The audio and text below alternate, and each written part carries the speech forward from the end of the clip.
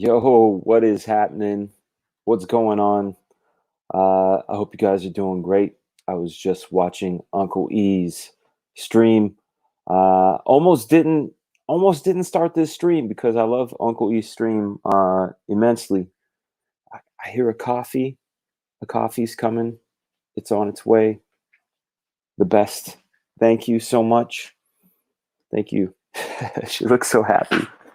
Thank you.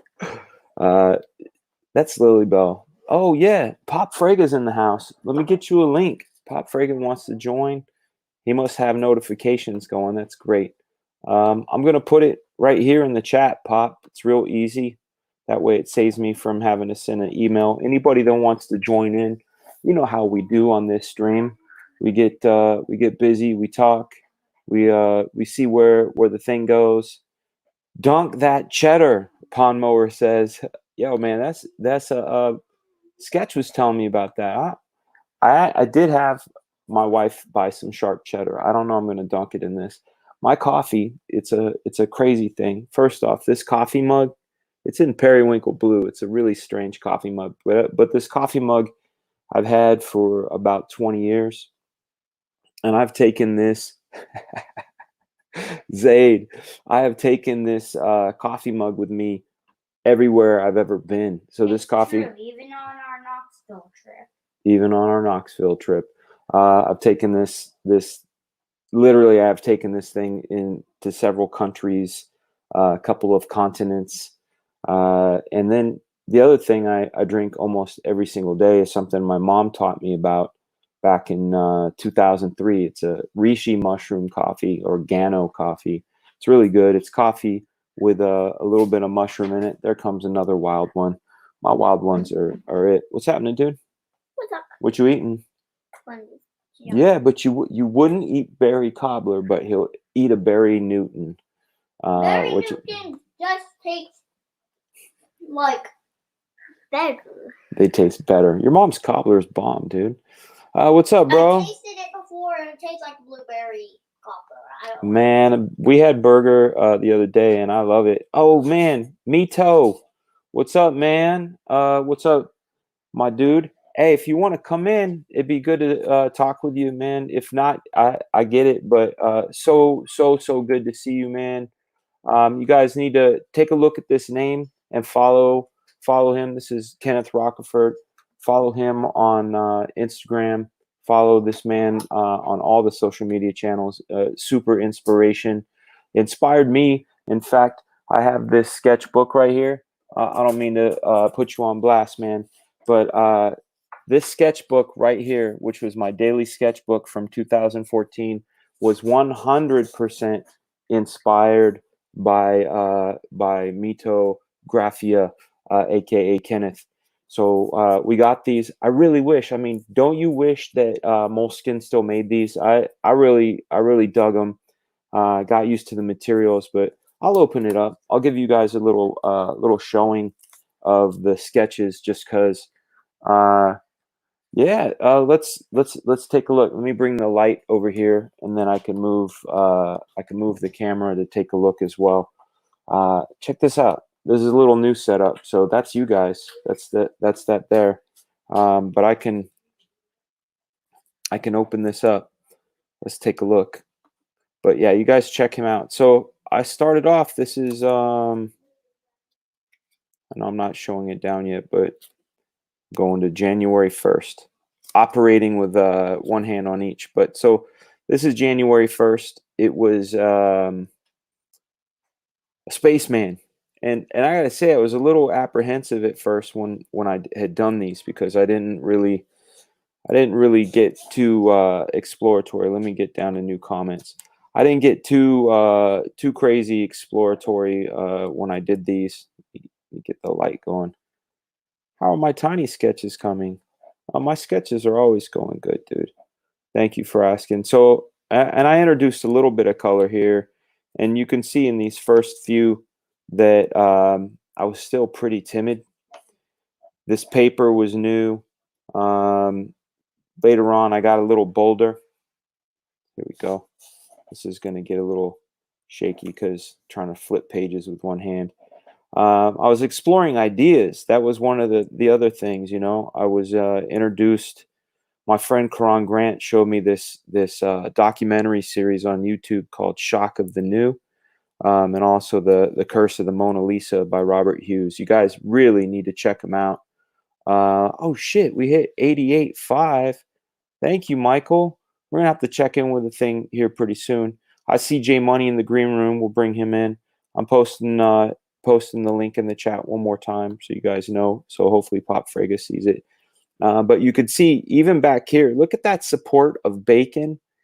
This is Monday, January 20th, 2014. So this is over 6 years ago. I was all about the bacon. So this is, I got the love for the bacon. But still, one of the things that was kind of crazy was every time I would use watercolor, I was running into all kinds of issues with the way the paper would take it.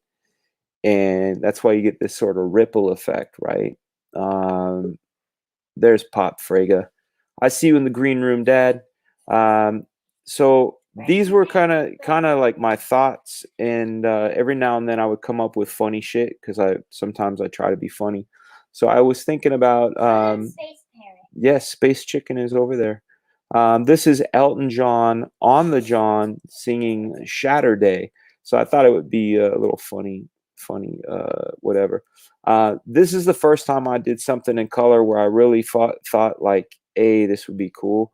Sark is asking, those are done one a day? Yeah, thanks to my friend Mitographia, aka Kenneth Rockford. I saw him doing this and was like, man, I really love the challenge of something daily. Of course, this is the same year I was doing the grave, and one of these days we'll be going through those cards. Again, yeah, here's just a dude with a crazy motorcycle, a duck. The ideas in this book were really weird, really weird. I'm not going to see all of them. Oh yeah, some of this stuff. I was working at Mattel, and our friend Kirsty said, you should draw John Travolta as a unicorn dancing to disco. I was like, fuck, that's just weird. So the next day I drew dolphins with freaking laser beams because someone else at work, dolphins with freaking laser beams. And let's see. We got Matt Yackey in the house too. I'm gonna let you guys in a sec. I'm sorry. I'm just going through this book real quick, and maybe we can return to the book, make a little thing. Kid in the treehouse, weird alien thing. You could see how small this is. See, that's my hand, and these are really small. The hardest part about this was the paper, and I kept asking our friend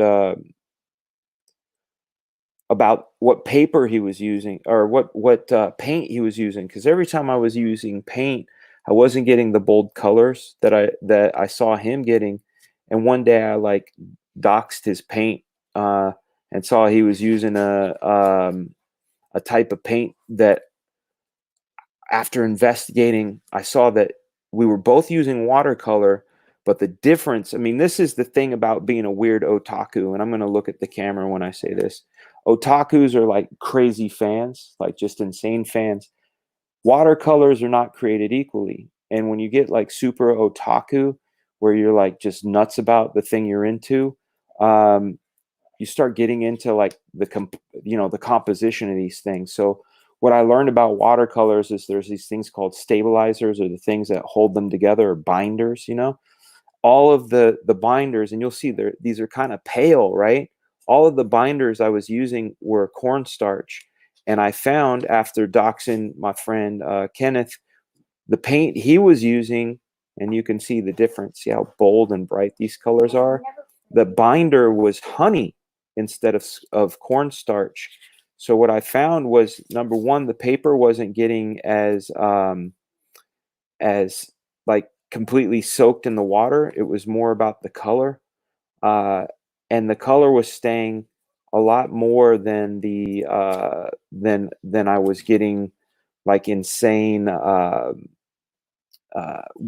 water soakage. Sorry, my brain's breaking. I'm trying to flip and talk at the same time. Right about now is where I started getting into the shock of the new. where I was getting into like abstract art, like just art for the way it made me feel, less about like, you know, subjects and nouns and adjectives and things. It was more abstract.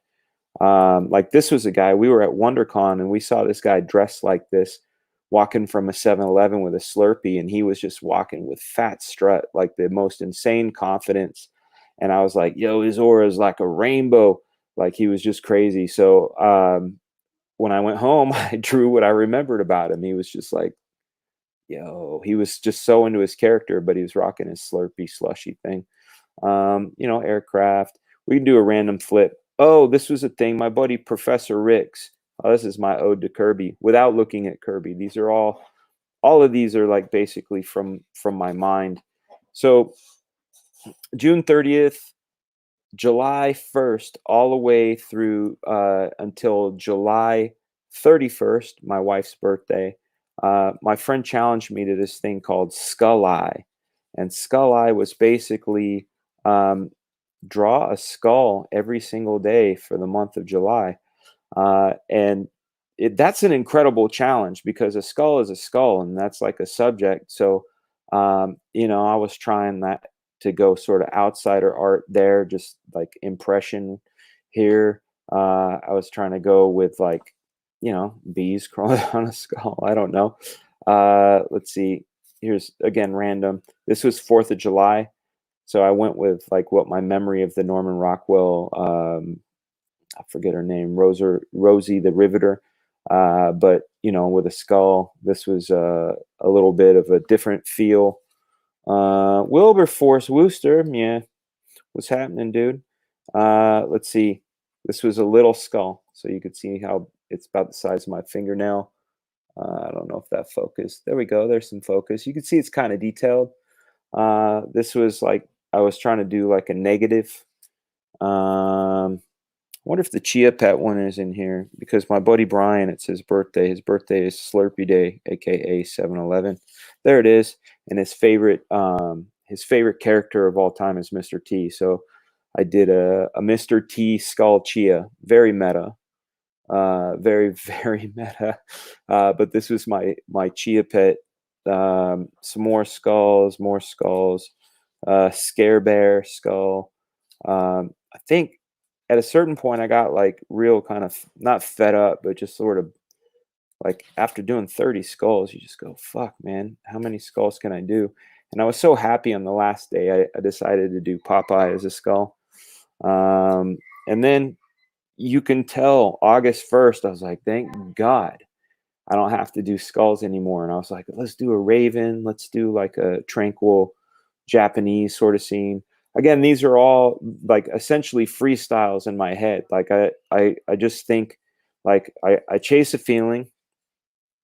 And then I put it on paper. So a lot of this stuff, like this was like, I was trying to think about the way like my dad used to go into like stereo stores in the late 70s and early 80s. And this was like how I felt when I heard the sound. This is a character called Banana Guts. He'll be in Black Flag, actually, this guy, but not as a character. He's actually Gorilla's favorite comic book. This is a comic book inside of a comic book. Very strange. This is a placid scene. This one isn't necessarily out of my head. I was at Knott's Berry Farm when I painted this side. Oh, I remember that. Yeah, and then the next day I drew sort of a connecting shot from imagination, but this was, what do they call that, plane something painting? I don't know. The technical term like is out of my thing. This one is actually one of my favorite paintings. Like you look at it and it looks super abstract, but if I tell you what it is, you'll be like, oh shit, I see it. I was driving home late at night. Like I was working super overtime. And I remember thinking, because it was super dark, like, man, that my light on the rear view of that car is super cool looking. And the way it was throwing its reflection on my hood, I thought was really neat. So I try to recall like what it looked like. So that's like my memory of sitting in traffic. So that's what that was. This is one of my favorites. This one is just like ball pit. like dude jumping out of a ball pit.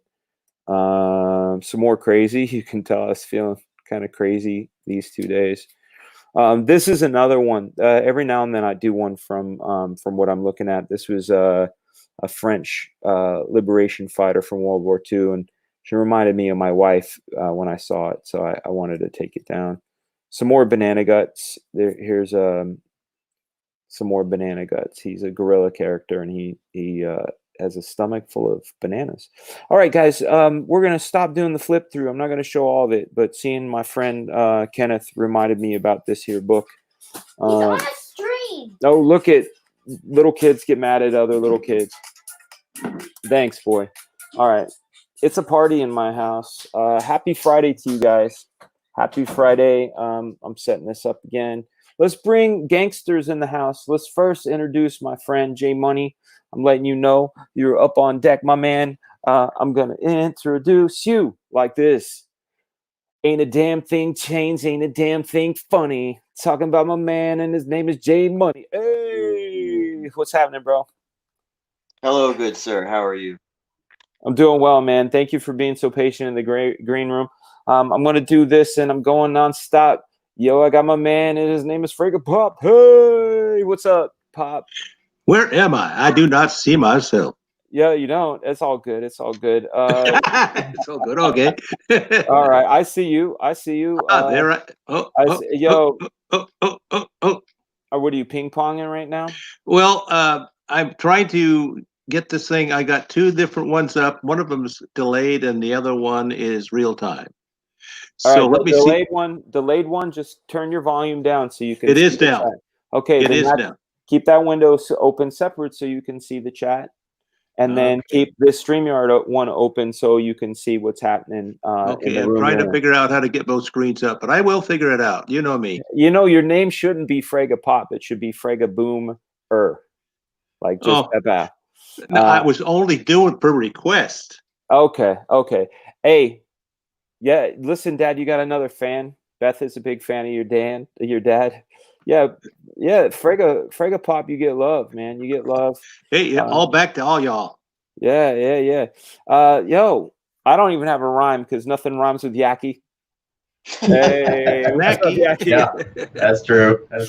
How are you, man? I was gonna come up with something great, and I can only say that when I smokes the green, I got the munchies. I need a snacky, but like, what's a snacky, really? You know. I'm gonna introduce Carl Karinen.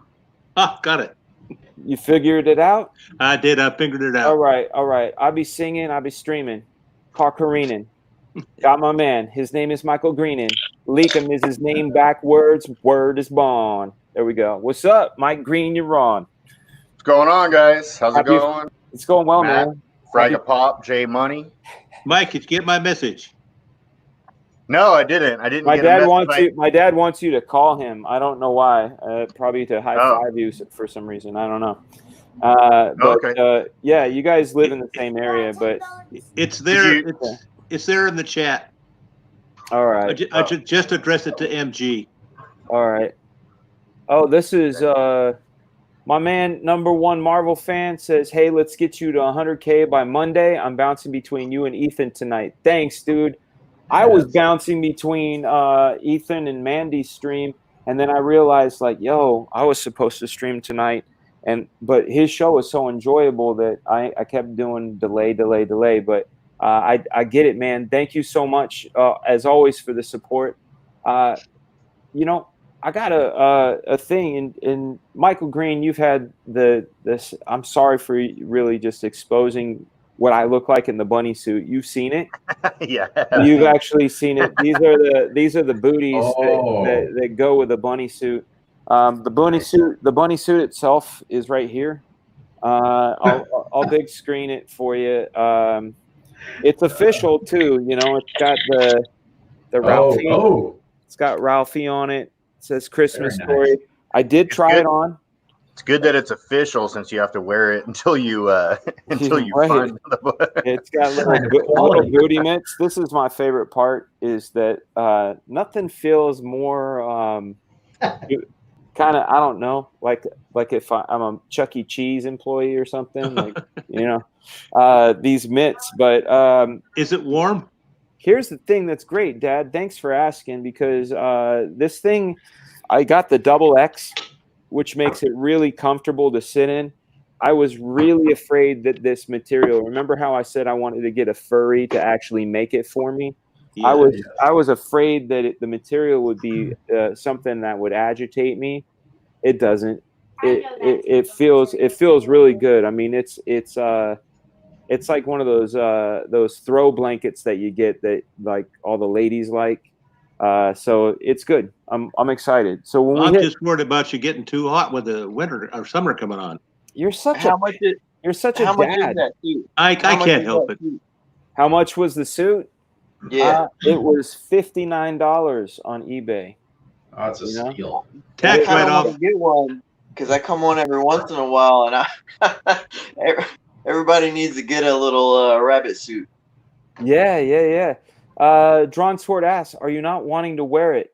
Oh, I'm excited to wear it. My only concern was I didn't know what it was made out of, and being that we're in the situation we are, I couldn't go somewhere to try it on. So I was thinking about getting somebody who is an avid wearer of plush apparel to make it for me, because I realized that they would be thinking about comfort. But I was very happily surprised that it's quite comfortable. It's actually a pleasure to wear. So yeah, I'm actually looking forward to wearing it. Obviously, the humiliation aspect of it will be kind of funny, but Are you going to start ripping those? repping them. Yeah, What do you mean by that, Pop? a distributor. A distributor? I'm not going to be distributing bunny suits. That'd be weird. He's talking about like a stretch goal for the campaign, a bunny suit stretch goal. There you go. We all get a black flag bunny suit. That would be the weirdest thing ever. Pink bunny suit with a big black flag right in the middle. You That got would be it. very Yes, strange. yes. That would be very strange. I can imagine it, though. It seems like something out of Watchmen, like just an army of people in bunny suits with these big red shields. Storm your city at this day, this time. Go out in your bunny suits. And your Or mask. Don't forget your mask. Right. Or if you make a rule that if you want to come on the show through StreamYard, you got to be wearing a bunny suit of some type. Wow. Nobody will ever come on the show. It's sad. Thank you so much, number one Marvel fan. $10, man. Thank you. Appreciate that. Quick fun fact, your first Black Flag book, one, has gone up in value since campaign started, selling 5 times higher on eBay. You're affecting the market, buddy. That's awesome. One of the things that I had said about a year and a half ago on different streams was I wanted, and I know it's sort of a double-edged sword, because you don't want to get rid of the stuff you have because you're a fan, but I really wanted to make sure that I wanted to make the investment you made in my work worth it, and some of you might say it was worth the original purchase, which is great, but I always have this feeling of wanting to show back my gratitude. So the fact that it's going up in value makes me very happy, because it shows it's an actual like manifestation of your great taste. Yes. So thank you very much. How are you, Mr. Matt Yackey? What are you up to? Good.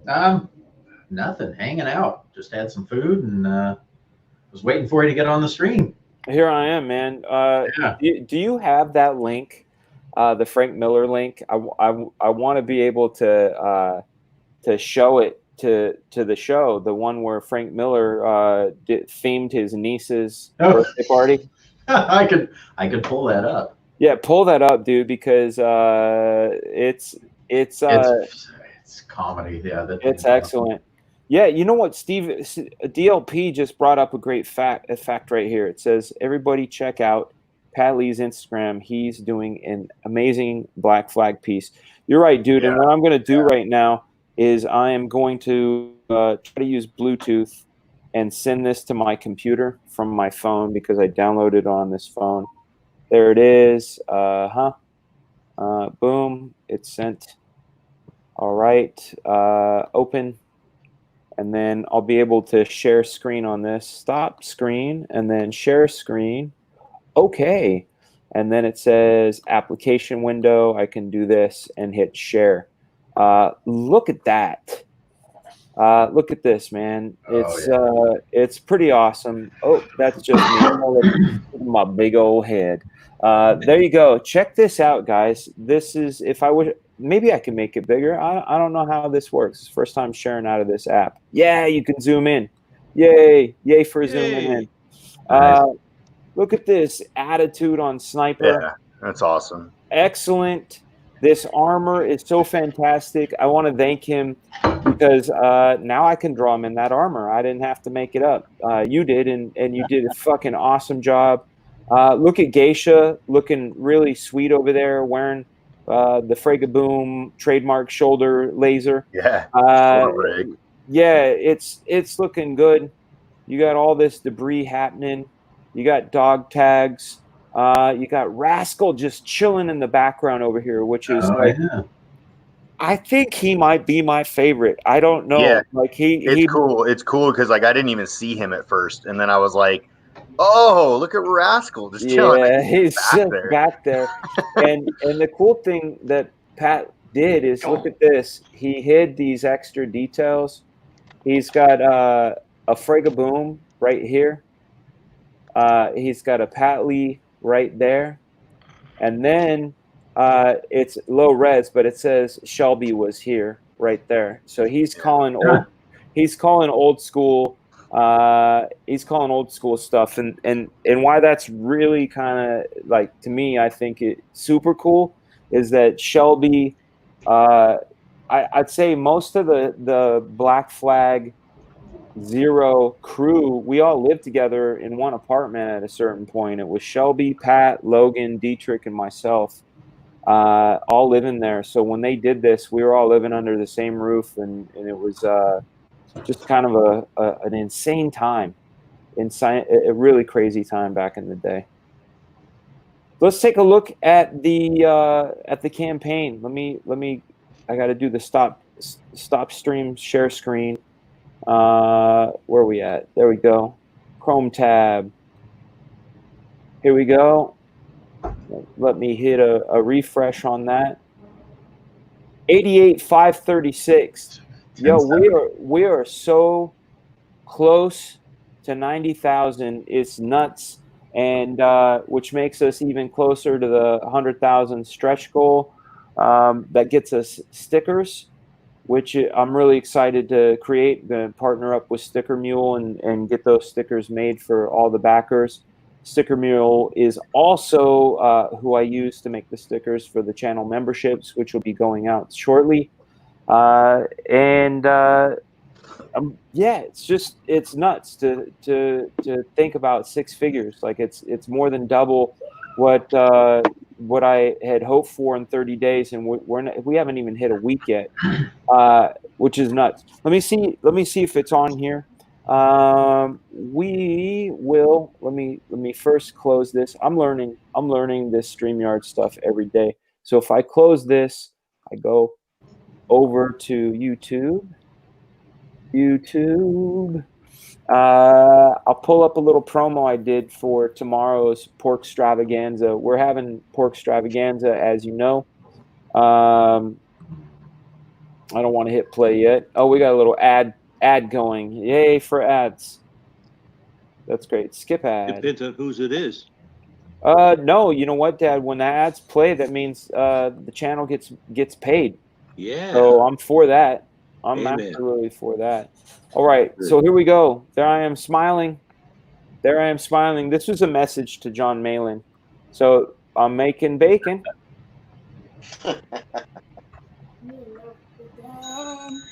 Sadly, I only got one piece today. Sizzling. And this was my proof. This is my proof. My child, my 1-year-old, has never been marketed bacon in her life. Look at that happy baby. Oh, yeah. You know, if you crumple up that foil and make ridges, that oil will seep into that, and it won't soak in the oil, so there won't be as much grease. Well, I also got another thing too.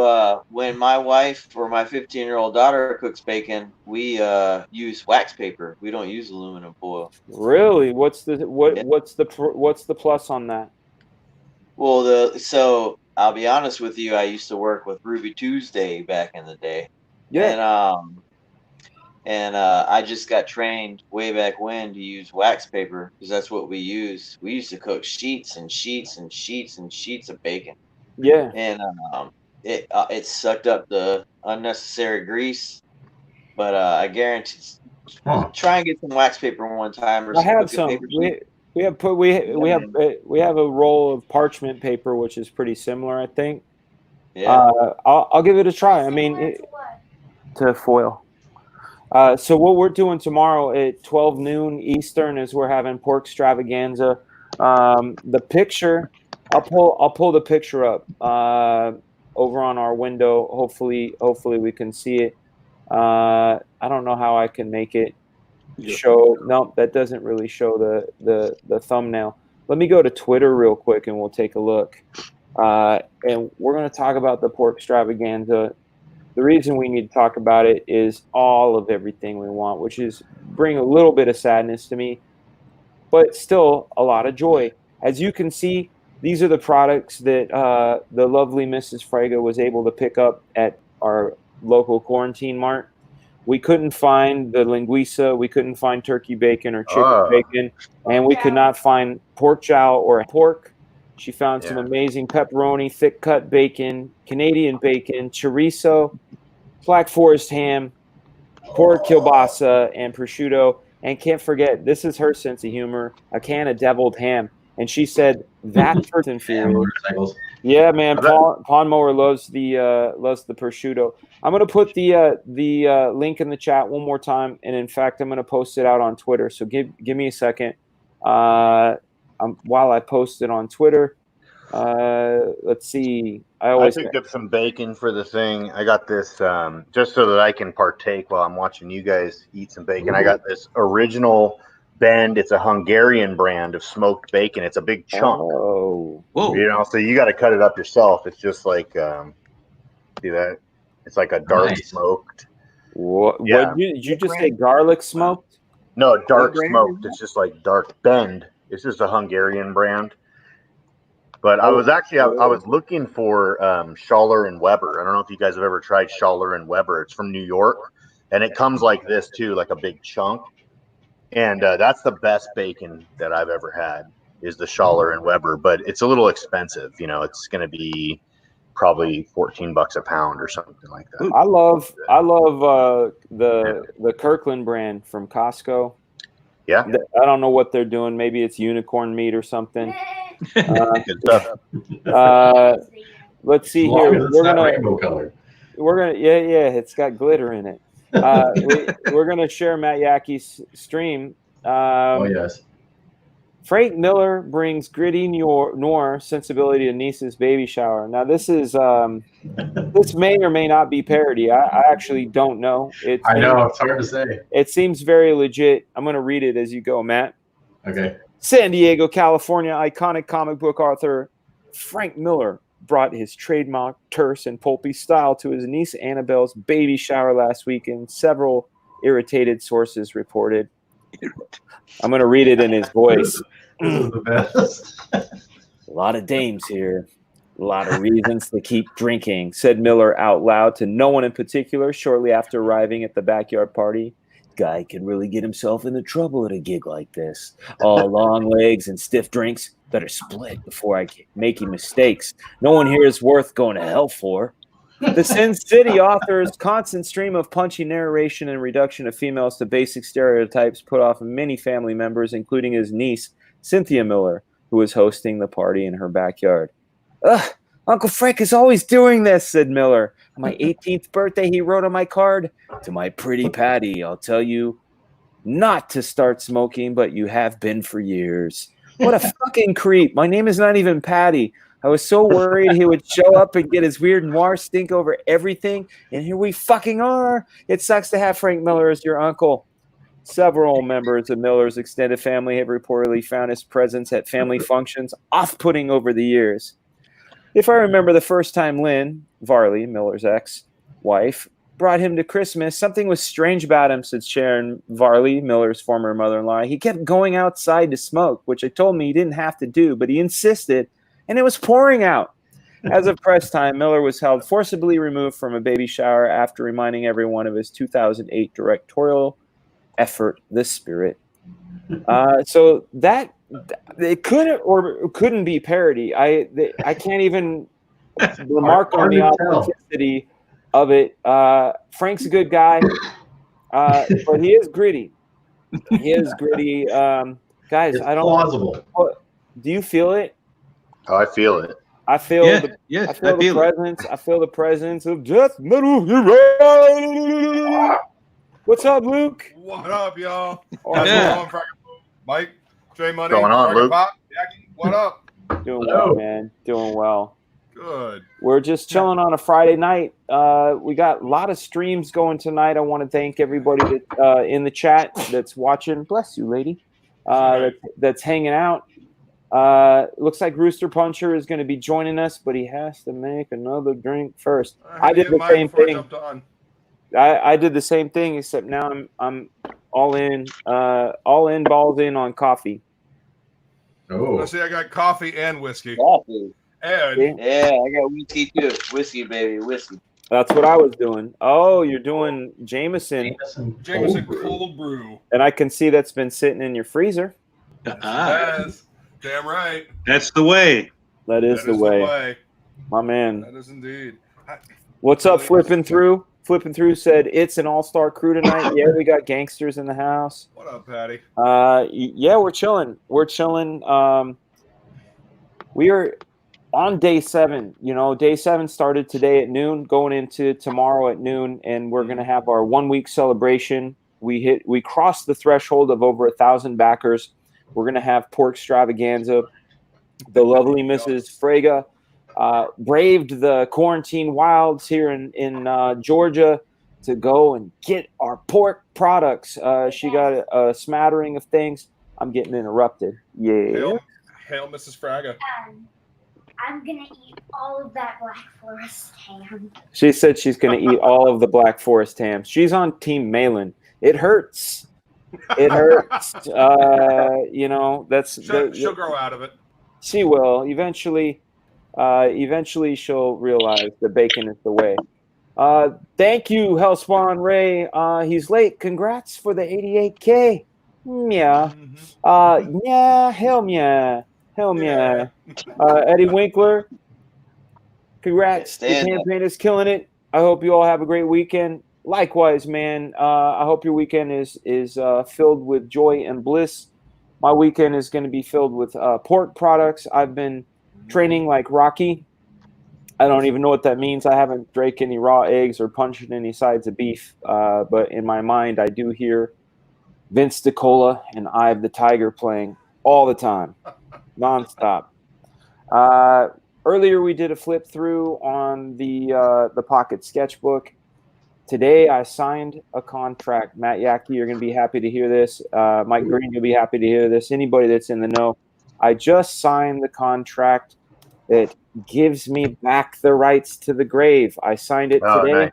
So we have the grave is back.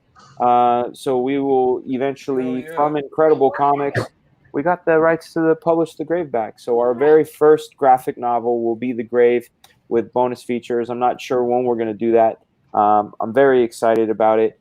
And also, we're going to be taking all of my sketches that are in that little sketchbook and all of my Couch Doodle sketches from 2015 and 16 and putting them together in a Couch Doodle sketchbook. Awesome. So we're super excited to do that.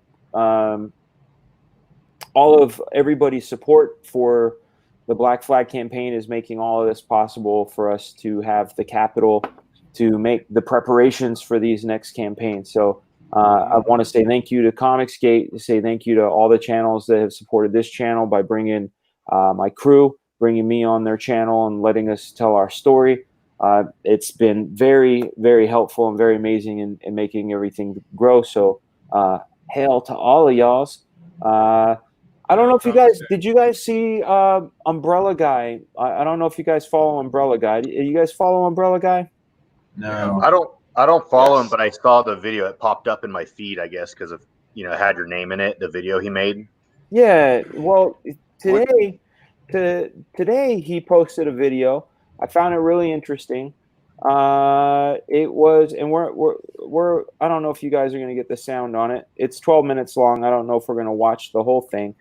Probably not. But this is one of the things that is driving me absolutely crazy in this world today. Basically, dear white people, stop using y'all. Y'all originates from the slave-owning South, and it's historically racist and a dog whistle for white supremacy. It's seen by many to be similar or equal to the N-word. It's driving me a little bit crazy. The butt hurtness.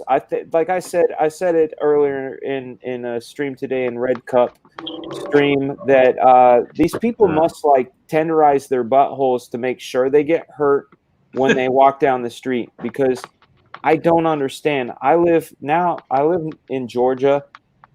Everybody, whether it's a baby, a child, an old person, whatever race that you encounter, not that you're even encountering, but basically every human being, if my dog could talk, they would say y'all. It is what it is, and nobody's trying to oppress anybody. It's like saying dude. It's like saying exactly, dude, man, bro, pal. Yeah. So yeah, now exactly. Flying gang. Hopefully I'm saying it right. Yeah. I wonder if I am. First Karen, now y'all. Yeah, it's crazy. This world has gone insane. Dad, do you remember one time when I was a young man, you said to me, son, be prepared for eventually in your lifetime, all that is right will be wrong and all that is wrong will be right. You remember saying that? Yep. It's happening. Yeah. And I was also in another stream today. It was Red Cup, where they were talking about a certain video game company. I'm not allowed to say it because this is actually legit. A certain video game company put out a certain video game by a certain parent company, and there have been people talking negatively about that certain video game and that certain company. Get at me, dog! Get at me, dog! Perfect dog bark. Perfect dog bark. Yeah. So they said if you on your YouTube channel mention this game, mention this company, mention anything about it, that they will not delete your account, but basically like strike that particular video and make your account sort of muted for a duration of time. And we were talking about until they release the game. Yeah, exactly, because you're doing leaks and like all this other stuff under that guise. But apparently there's some pronoun politics happening within the game that has people talking. We're not even here to talk about that. What we're here to talk about is the idea that there's this censoring of people's channels. And the question was proposed, well, why would this be happening? Uh-oh, somebody bounced. Was it Matt Yackey? Matt Yackey's out. He pressed the button again. He might have. He might have. He's back. Matt Yackey's back. Welcome, Matt Yackey. He's back. So the thing, yeah, thank you, Rancid. Mischievous Dogo. It brought back another thing that my man of wisdom, Pop Frega. There's a reason you look like Gandalf. There's a reason you look like the Ultimate Warrior as an old man. Well, I could take this off and show you my other self, but no, don't keep it, Dad. Okay. I love it. I love Thank it. you. All right. I expect more sage advice from you. You told me one time. I remember we went. My dad. You guys don't know. My dad's a super ninja. He used to design alarm systems and fix like communication equipment for the county departments, like emergency. Sheriff's Department, all kinds of police departments. Yeah, so he would go up to the top of Mount Diablo, which is like the big mountain where we live, and like fix all of these communication units, like the hardware aspect of it to make them work. But I remember one time you took me with you. I was maybe 7 or 8 years old, You took me to Denny's. I remember we went to Denny's and they had those little cutout masks on the placemat. And I remember asking you all kinds of questions, and I think you got sick of me asking the questions. We ended up going to the Shell next door, the gas station, and you said, "Listen, if you have any question you don't know the answer to, the answer is probably because of money." And I realized then, like, that's a really good filter to run things through. So in regard to my dad's advice on this particular situation, like, why would YouTube, aka Google, censor people's speech? Number one, they own it. They own the platform. We're here on their grace. I'm not even trying to like make backpedal for them. We are. This is sort of this is free. So They I built get the stage. that. We're just using it. Right. But as far as the censoring, it's literally about money. Like, why would they go through such a grand sweep because of this? Because it's about control, and it's about controlling the narrative. And if they have a platform in which someone could speak out, and this is a massive platform, and it's a place to really communicate ideas. You got to shut it down. And you'd say, why would they do that? And the answer is what Pop Frega said so many years ago, and it's money. It's just crazy. Their bottom line can't stand not being able to make the money back that they've already spent making this game. Right. Plus, it's a story. Did you ever play Last of Us? Oh, what game is that? Did anyone play Last of Us?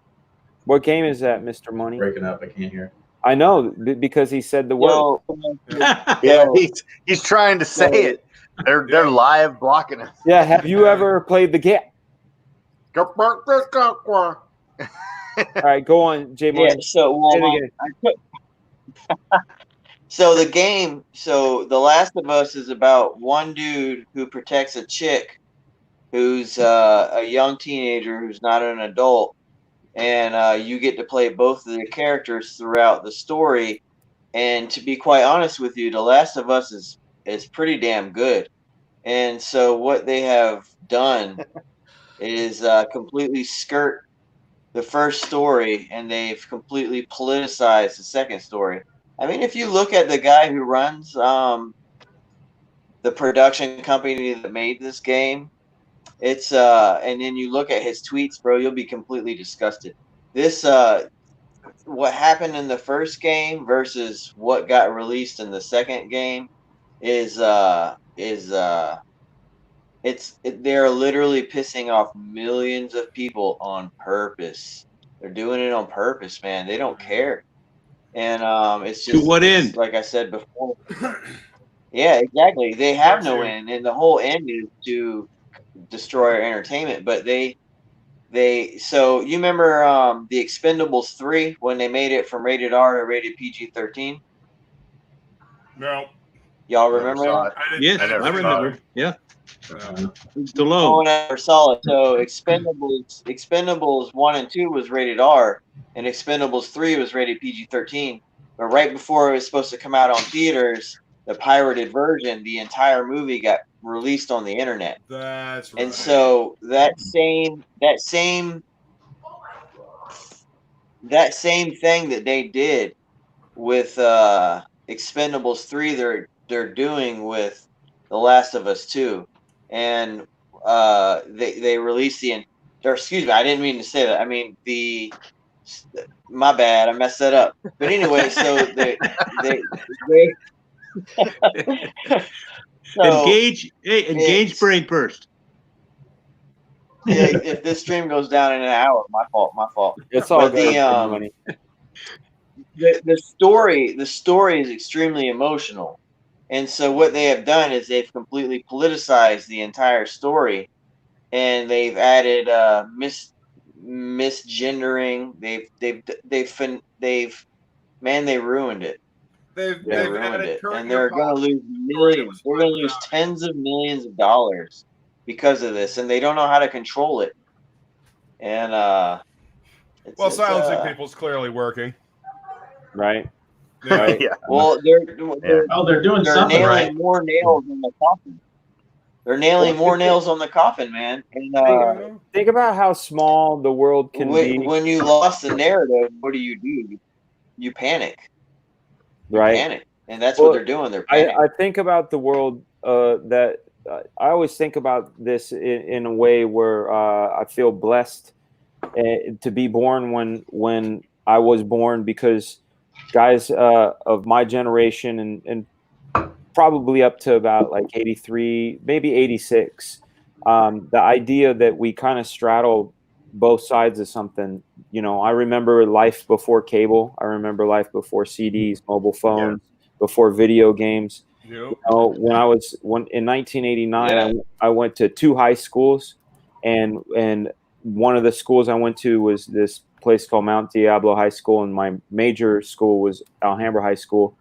And I took this class at Mount Diablo High School called ROP Graphic Design, and in there we learned how to use duo-shade, how to use letter-set lettering, how to use all of these things that literally a year later would become antiquated by the Macintosh. Like literally everything I learned became antiquated. And as time went on, with the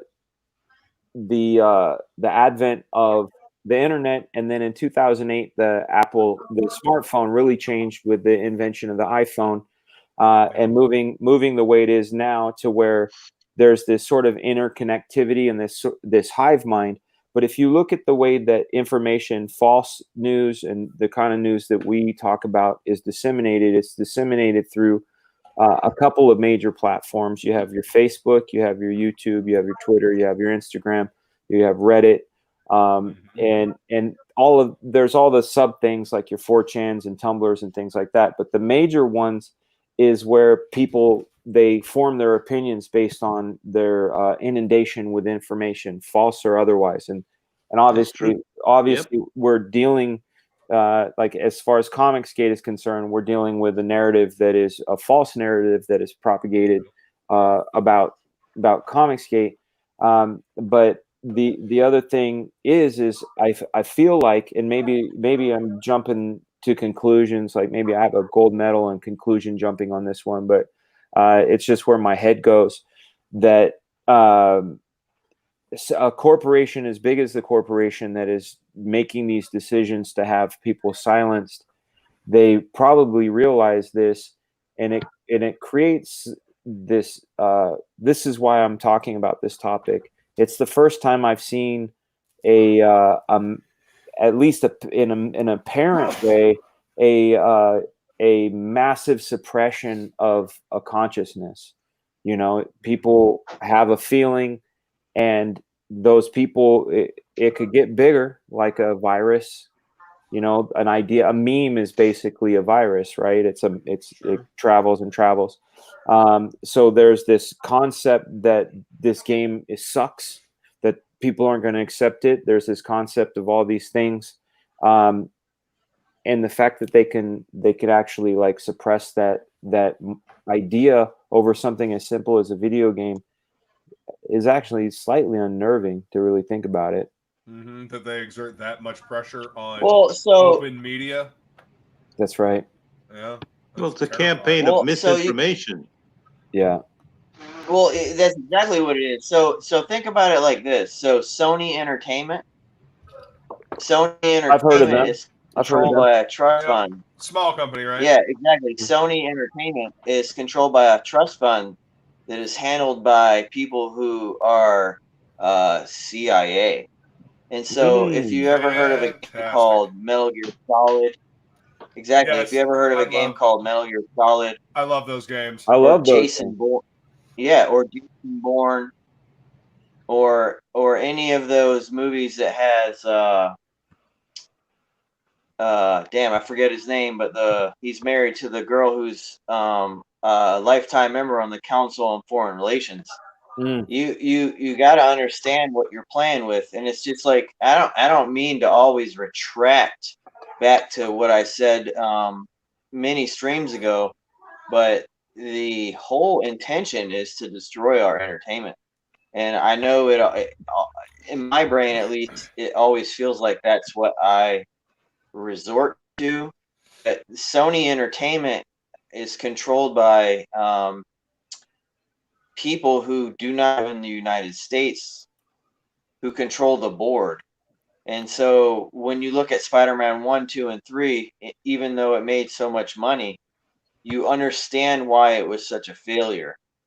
And the same thing goes with what has happened to our sports 3 now. was a failure. 1 and 2 were May pretty well 7th. received. You talking about Tobey Maguire? May 17th. I am. Yeah. Sorry, And Jay, so buddy. you got May 17th is when NASCAR is supposed to come back, right? So Yeah. you what they're doing is they're shorting the market. And it doesn't matter if it's entertainment or if it's sports. If the NASDAQ and certain other institutions reach a certain peak, the whole point of you, especially if you're in a market trader, is to short the market. So companies will plummet. I mean, if you look at Disney's stock prices, they've plummeted. So how much further are they going to go down? And when they go down, are they going to have a dead cat bounce? And so when people buy at the bottom, how much money are they going to make even if it rises 10 to 20% versus its original price just 6 months ago or 9 months ago or a year ago? So the amount of, and they're doing that in all the markets. They're doing it in the South American markets. You actually have some countries that have stopped trading completely because even though they're corrupt, they're not so corrupt that they will continue the market where you can continue to short. So just to give you an example is Tesla. So Tesla was the most shorted company in the United States, and Elon Musk, they froze me, Rooster. And so it's weird. I've noticed that. You're talking, but you're frozen. Bro. And they that's just a coincidence. Did you see Jay Money? Jay Money, did you see Elon Musk, speaking of Tesla, did you see him tweeting today? That's what I was about to say. So So what it is you have technocracy, and when you look up the definition for technocracy, that's not actually what technocracy is. Bill Gates is a technocrat. Elon Musk, who's from a South African mining family that has patents in the United States that supersede families that have been here for 100 years, you have to pay attention. And so Elon Musk's main goal is to connect your cerebral cortex with the internet. And you got people like Amazing Polly, Kevin Shipp, all these individuals who are pointing out their goals, and it is so the reason, I know I'm jumping everywhere, but the reason why Comicsgate has so much problems is it's not the fact that you guys are making $2 million. It's the fact that you are completely changing the narrative. That's exactly right. And when you go against the grain, when you're not polishing the metal the right way, someone will come up to you and tell you, hey, you're not polishing that metal the right way. And so you have to pay attention to what that means. And they are literally out for everyone and everything so they can short the market on a global scale, make trillions of dollars, and the market will rise again. So so I'm a trader. I know how to trade, and I also know how to trade in cryptocurrency. Hey, Smiller. But you got your H1, your L. You get chopped, bro. Yeah, they cut him. There it goes. I'm waiting for Rod Serling to come in here and say, and that is the Twilight Zone. But Jay Money's got me worried. I'm checking my stocks right now. I've got stock in Disney. Jay Money, I don't even know what happened to you, but you were preaching some good stuff Turn your camera off and come back on again. See if it'll read. Yeah, I'm gonna kick you, and you can come back. And I'm bringing Rooster Puncher. Rooster Puncher, you're coming in. How you doing, Mr. Spencer? Hopefully you're there. Spence? What do we do when it comes back and it's just a bunch of dudes in tactical gear? No. Everybody quickly screen record. Put it live on screen. Uh-huh. Yeah. Hey, Matt, you're the one with a murder cam. So that's true. Yeah, right. Out your window. It's some very interesting takes, and I take everything here. Oh, there he goes.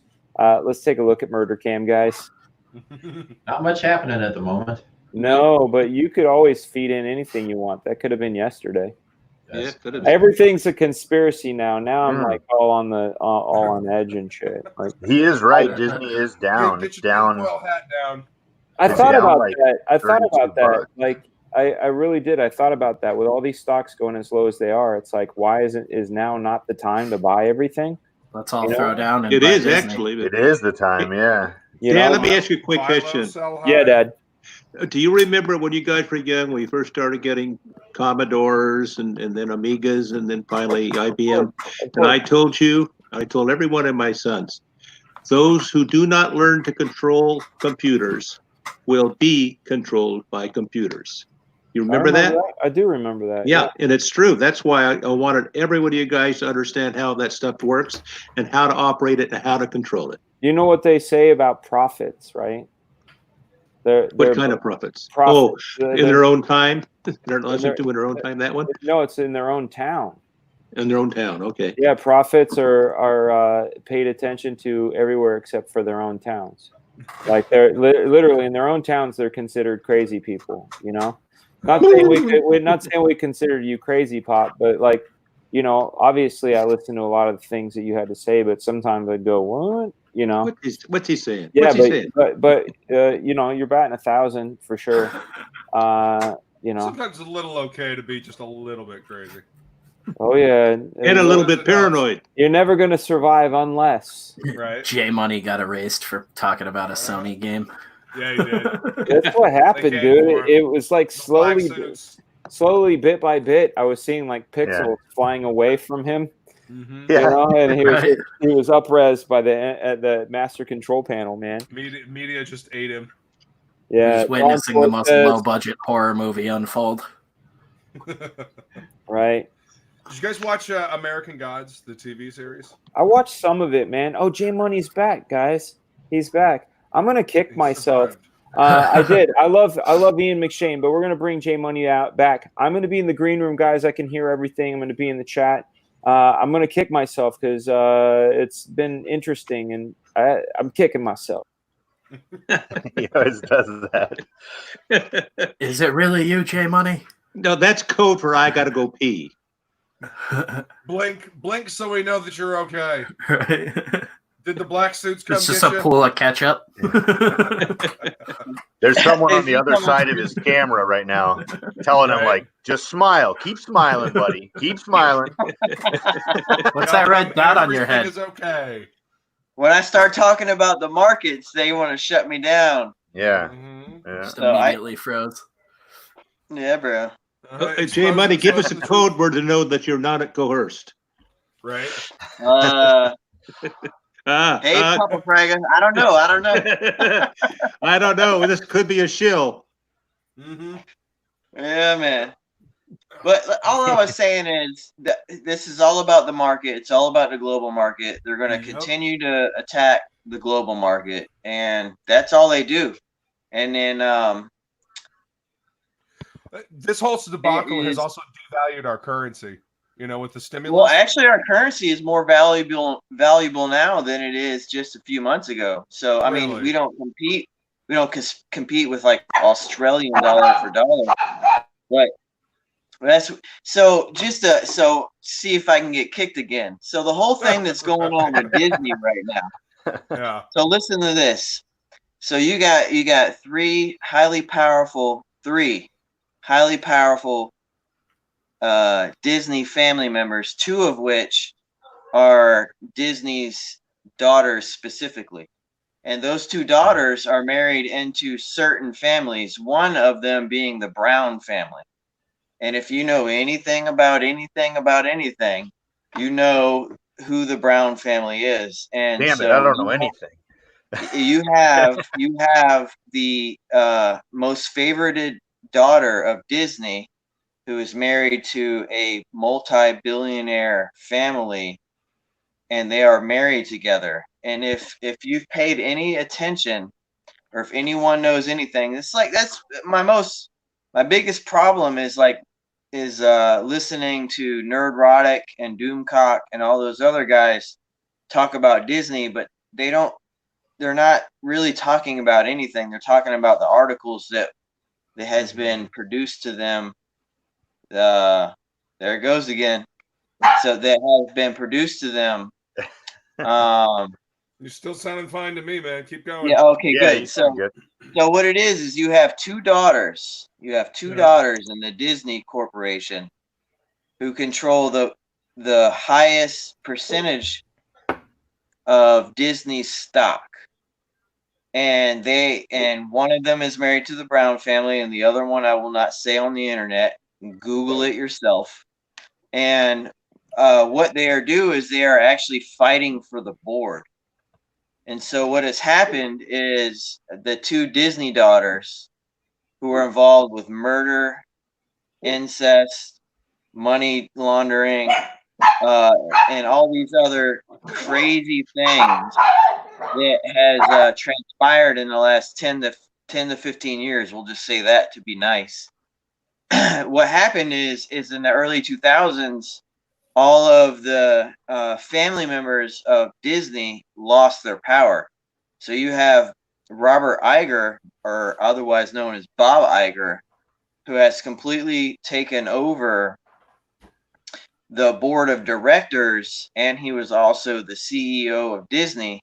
So not only did he have full control of the board of directors, but he was also the CEO of the company. And within this year, which has been the last 4 months, he has lost all his power. And so even though he's still chairman of the board, the 12 other members, and if you know anything about 12, and if you know anything about 13, and if you've ever had any family member that's in a certain order, you understand what 13 means. So the reason why the 13th chair is so important in Disney is because they usually control the entire board of directors of Disney. Right. And so that has been, so even though Bob Iger has been buying everything over and over and over and over and over and over again, despite how much money they've been losing. Well, wait, Jay, buddy, hold on just for a second, because I can tell you know a lot of this stuff. Are you aware that Disney also owns ABC, American Broadcasting? Yeah, so among other things. So I'll dig even deeper. So so Disney is a part of AT&T. Yep. And AT&T is part of the Fed.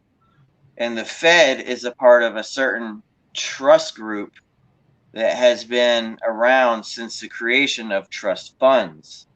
And so you literally have a war going on right now for Disney. And so that's why Disney comics are so bad.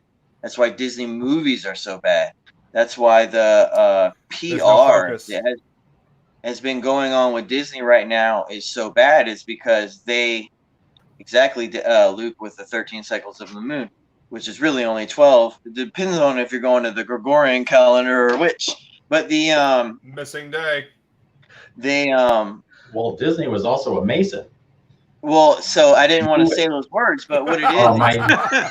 Well, so, one of mine, his grandfather was in his temple. Yeah, so if you say Mason, if you say Masons or you say Illuminati, it's not that you're wrong, but it's that's just the beginning. And so I can pull you out all the Masonic gear that my grandfather, my step-grandfather, or my great-grandfather have had, but you got to pay a membership due. So it's really not that he was Masonic. So if you remember the Stepford Wives. Oh no, Do he you remember was. that movie?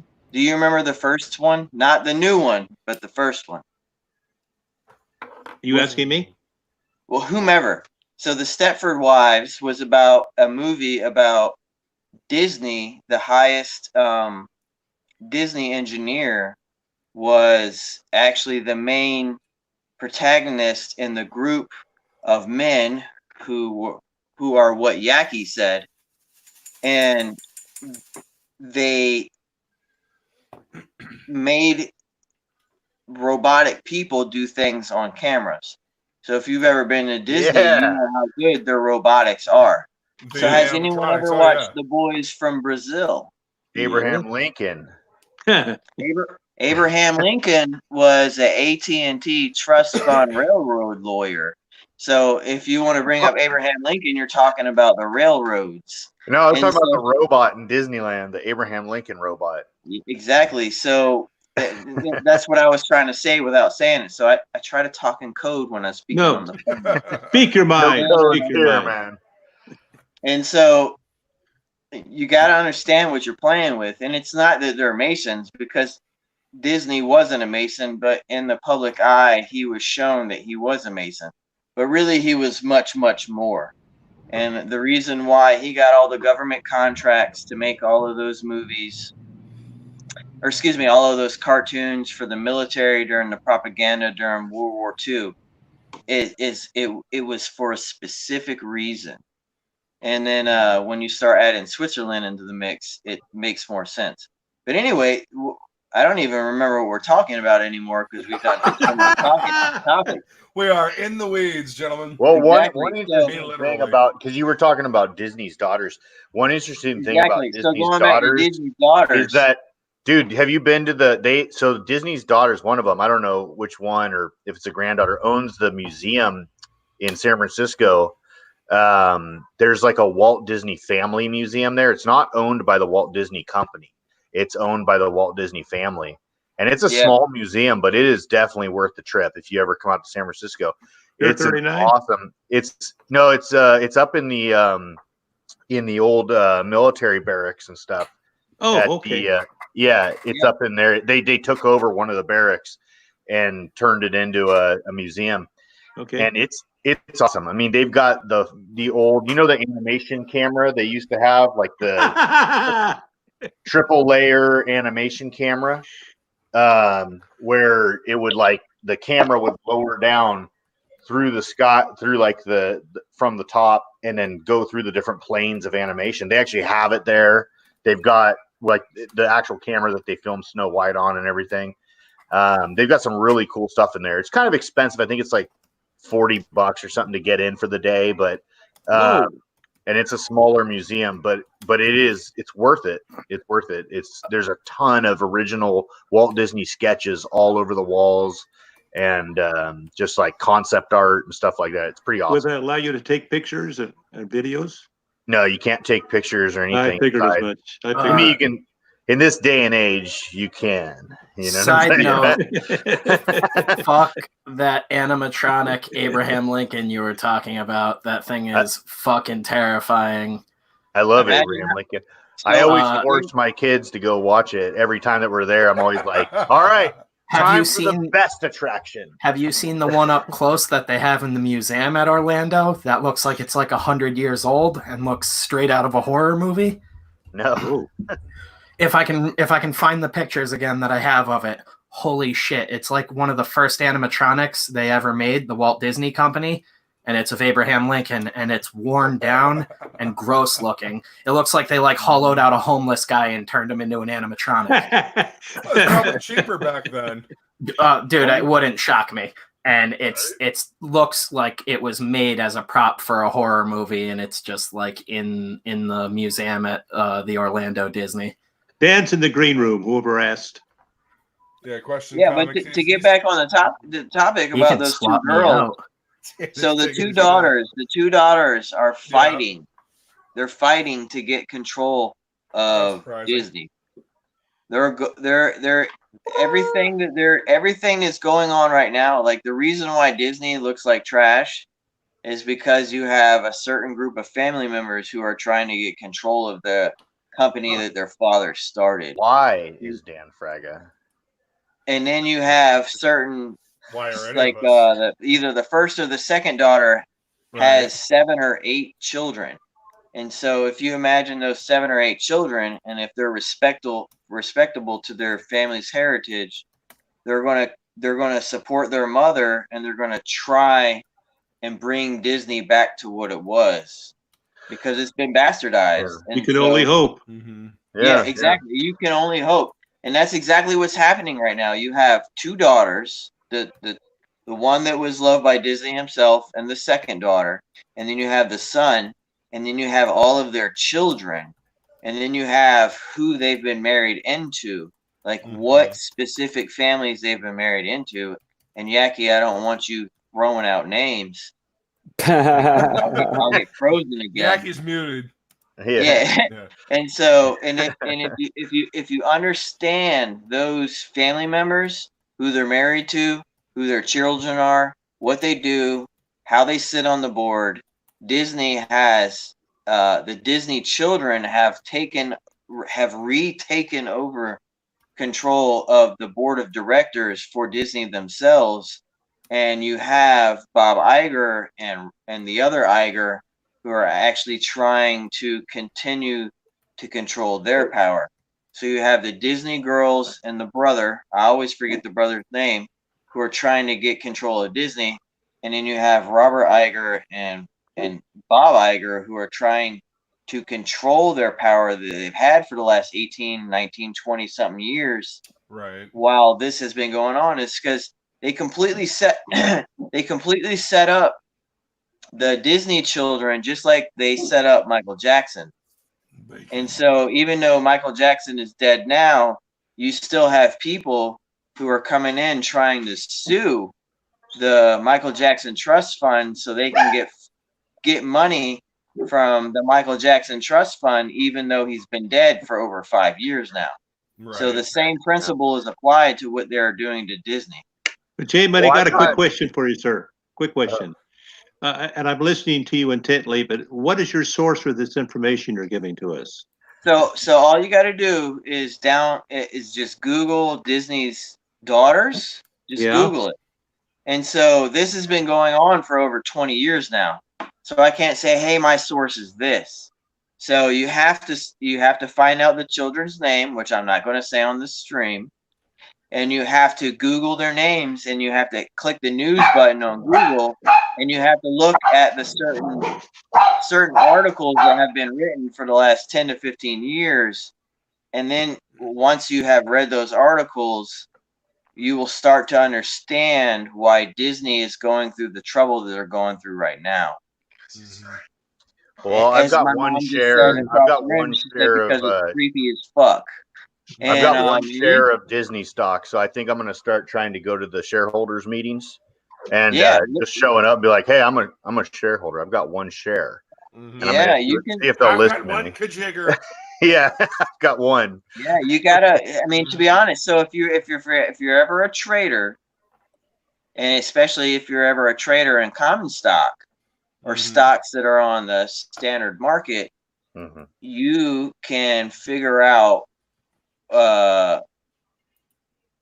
what is going on. And if you're like Warren Buffett, because if you ever remember watching any of the Warren Buffett videos, he doesn't have a computer. He goes off the news, and he goes off of the spreadsheets that are sent to him. Warren Buffett specifically knows who exactly these individuals are. And Lay Kick said granddaughters. I've been saying daughters. I meant granddaughters the whole time. Okay, yeah. And so, hey, Lay Kick just said that his dad worked for Roy Disney. So imagine the amount of money that they're making a year, because they make over $1 million a year just being trust fund babies and being on the board, because they're on the board. But I promise you, if you just look at what is going on between Bob Iger and the inheritant family of the Disney creation that is, you you will find over 10 years of articles There it goes. that Yeah, has they're been coming for you. specifically saying what has been going on between these guys. And it's something else, man. It's something else. And so imagine that on a global scale. On a global scale. Ah, look at that page. That's a very important page, Michael Green. Is it? It Look is. at that Bad Rock shirt. Is it because of the hand? Yes. That was awesome. You were on Zayd the other night, and he's like, "So you're gonna bring up the hand?" He's like, "No, I was just gonna talk about the page in general." Like he had no idea what you're talking about. I damn near spit my drink out when I I heard. thought he was gonna go in there on there, man. I thought he was gonna go in.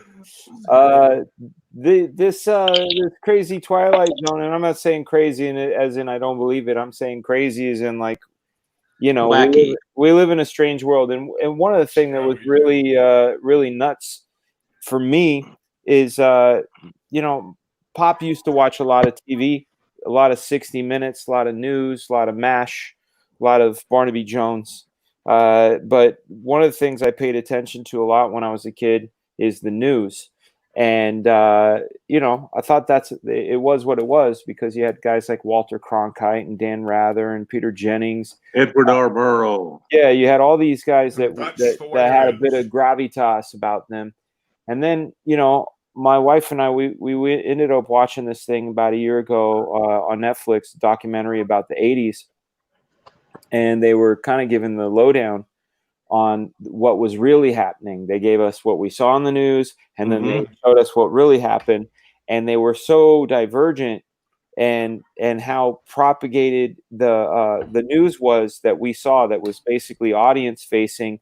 And We've been played. Yeah, I remember as a kid just eating that shit up like it was the truth. Of course, J Money, I'm definitely listening to you because of things like that. Just you know, finding out a lot of the things I believe were not true. Of course, I'm going to have it with a grain of salt, Himalayan salt, pink Himalayan salt. Yes, the best. And speaking of salt, Yeah, sea salt. I'm going to talk about salted meats. Tomorrow at 12 noon Eastern Standard Time. That's 9 o'clock for y'all Westerners. I said y'all. I know. All y'all. Man, I live in the South. I hear y'all all the damn time. Amen, What brother. kind of ridiculous shit is this? I know. Amen. So we're going to be doing a bit of the pork extravaganza, porktacular, the pork apocalypse, apocalypse, all the names that people have been calling them. We're going to be cooking salt pork. We're going to be cooking chorizo, Canadian bacon, Black Forest ham, kielbasa, prosciutto, bacon, and of course pepperoni. We're going to be doing it live. I don't know how we're going to do it. I'm probably going to cook it. I don't want to make the missus cook it, but somebody's going to have to film it. So what do you do with the salt pork? How do you cook that? Go ahead, Jay. You put it, so we put it in, you would cut half of that salt pork in that top left-hand corner, and you would put it into a stew, or you would put it into a crock pot. Or beans. And then, yeah, exactly. And the next time, you do not eat salted pork. Really? You'll face the twinge. So you gotta cook. What'll you gotta happen? cook with it, not cook it. What'll happen if I eat it? It'll make your jowl hurt. And your arteries will clog up right away. Jay Money, I actually appreciate that advice because I was looking at it and thinking, God, it's for flavor. It looks so tasty to me. It's for flavor. Okay, it's so salty. It's a flavor thing. Okay, good to know. I'm gonna do that. I want to introduce you guys to our newest renter, the newest renter in our house, Robert Frega. It's my older brother. He's got a wrench now. I know him. Yeah, watch your back. Watch your backs, guys. He's gonna do all kinds of craziness. Just don't post any links with crazy shit, dude. But yeah, you got a wrench, dude. Frega's laughing. That's awesome. Don't abuse it. Don't abuse it, man. Nudist. See, my man, and past master Dan and Rancid caught it. I said newest, but I said nudist. I have a way of making my words slip around. He's a No. nudist rancher. Freudian flip strip. Yeah, there we go. There's another You guys, one. I'm gonna kick myself again. I'm gonna bring in a brand new person to the crowd, Baptist 702. You guys all, I'll be stepping out for a second, and then we'll be rotating me back in. Welcome, Baptist. Guys see me? Hey, You guys hear me? what's up? You guys see me okay? Yeah, we can hear you. I can anyway. Hello, everyone. How's it going? What's going on, For man? those of you that may not know, I am Baptist 702. From time to time, I would jump in on Nerdrotics live streams, I like Gary. and I Gary's usually have conversations with him and Father Christopher Miller, Loquacious Primate, people of that nature. I've known about Comicsgate for, let's say, almost over a year now, maybe? Mhm. About a year, some on change. Cool. So, now, of course, having understood the issues going on within the comic book industry, the entertainment industry as a whole, really. Yeah. So, I would say in recent, maybe 6 months, some odd change, I thought on and off of doing my own YouTube channel, but I would say more so finding the time and equipment necessary for. I would say it's a lot more trouble than it's worth sometimes. Yeah. What's your interest? Like, what are your? I do appreciate Daniel Fragaboom allowing me to at least speak with y'all about this, talk to y'all for a little bit. So I won't be here too long, so I can let Fragaboom come back in. I was just hoping to sort of join in on the conversation about how to properly sort of readjust the course of entertainment so that we as fans, we as entertainment fans, can get what we actually want, as opposed to being told we need to have this, or we're supposed to like this, or we're supposed to have this particular view, as opposed to saying we like what we like. We want to be able to have good quality entertainment, as opposed to being fed something that essentially is what's it called? As opposed to being fed the corporate machine, we want to be fed proper and true creativity and storytelling, as it were. Well, everything I keep hearing is we all want good stories. We all want good stories with, good characters that we can get, attached to, that we can enjoy. And we don't want to be preached at or told, you must think this way, otherwise you are. Anyone wanted to comment on that or add to that? That label, Yeah, I'm not. My thing is actually, I'm more about the art. I want good art. I can't hear anyone else. Can y'all hear me still? Yes, we hear you. Yeah, we can hear you. Can you not hear us? I thought everyone went deaf on me first. Or I thought the chat went down on me because I couldn't. No, we're thinking about what you were saying there. Your input is definitely appreciated and needed. Yeah. Mm-hmm. Can you hear me? Can you hear me talking? Of course, can you guys hear me? I noticed I can hear you. at first there seemed to be some. He might. Sometimes StreamYard does that. It'll like make one person not hear one person. It's weird. It does that. Can you hear me now, Baptist? What I was saying, I noticed that at some point there seemed to be some bumps in the road, even in the Comicsgate movement with, I believe it was between either Van Sciver and Mike S. Miller. Well, and a few other issues, but it seems like things have died down, but I'm not sure if there are any other issues I should be aware of in Comicsgate. The only issue we all need to be aware of is, are we respecting the customers? Are we telling good stories? And are we being true to those stories? That's really all any of us should worry about. I can't hear Death Metal Heroes. Okay, yeah. I don't think you can hear any of us. We can hear you, Baptist, but I don't think you can hear us. Can you hear me? Baptist 702, can you hear me? Can you hear us? Yes, I can hear you. You can hear me. Interesting. Okay, you can hear Pop Fraga, but you can't hear the rest of us. All right. Who's at the control board? Who's got the wrench? Right? Yeah. I mean, I can't hear him, but to his point. Hold on, guys, real quick. Baptist, I don't know if you can hear us in the green room, or if you can hear us on YouTube. I pulled you out. I'm going to try to pull you back in. Hopefully it'll work. Let's give it a try.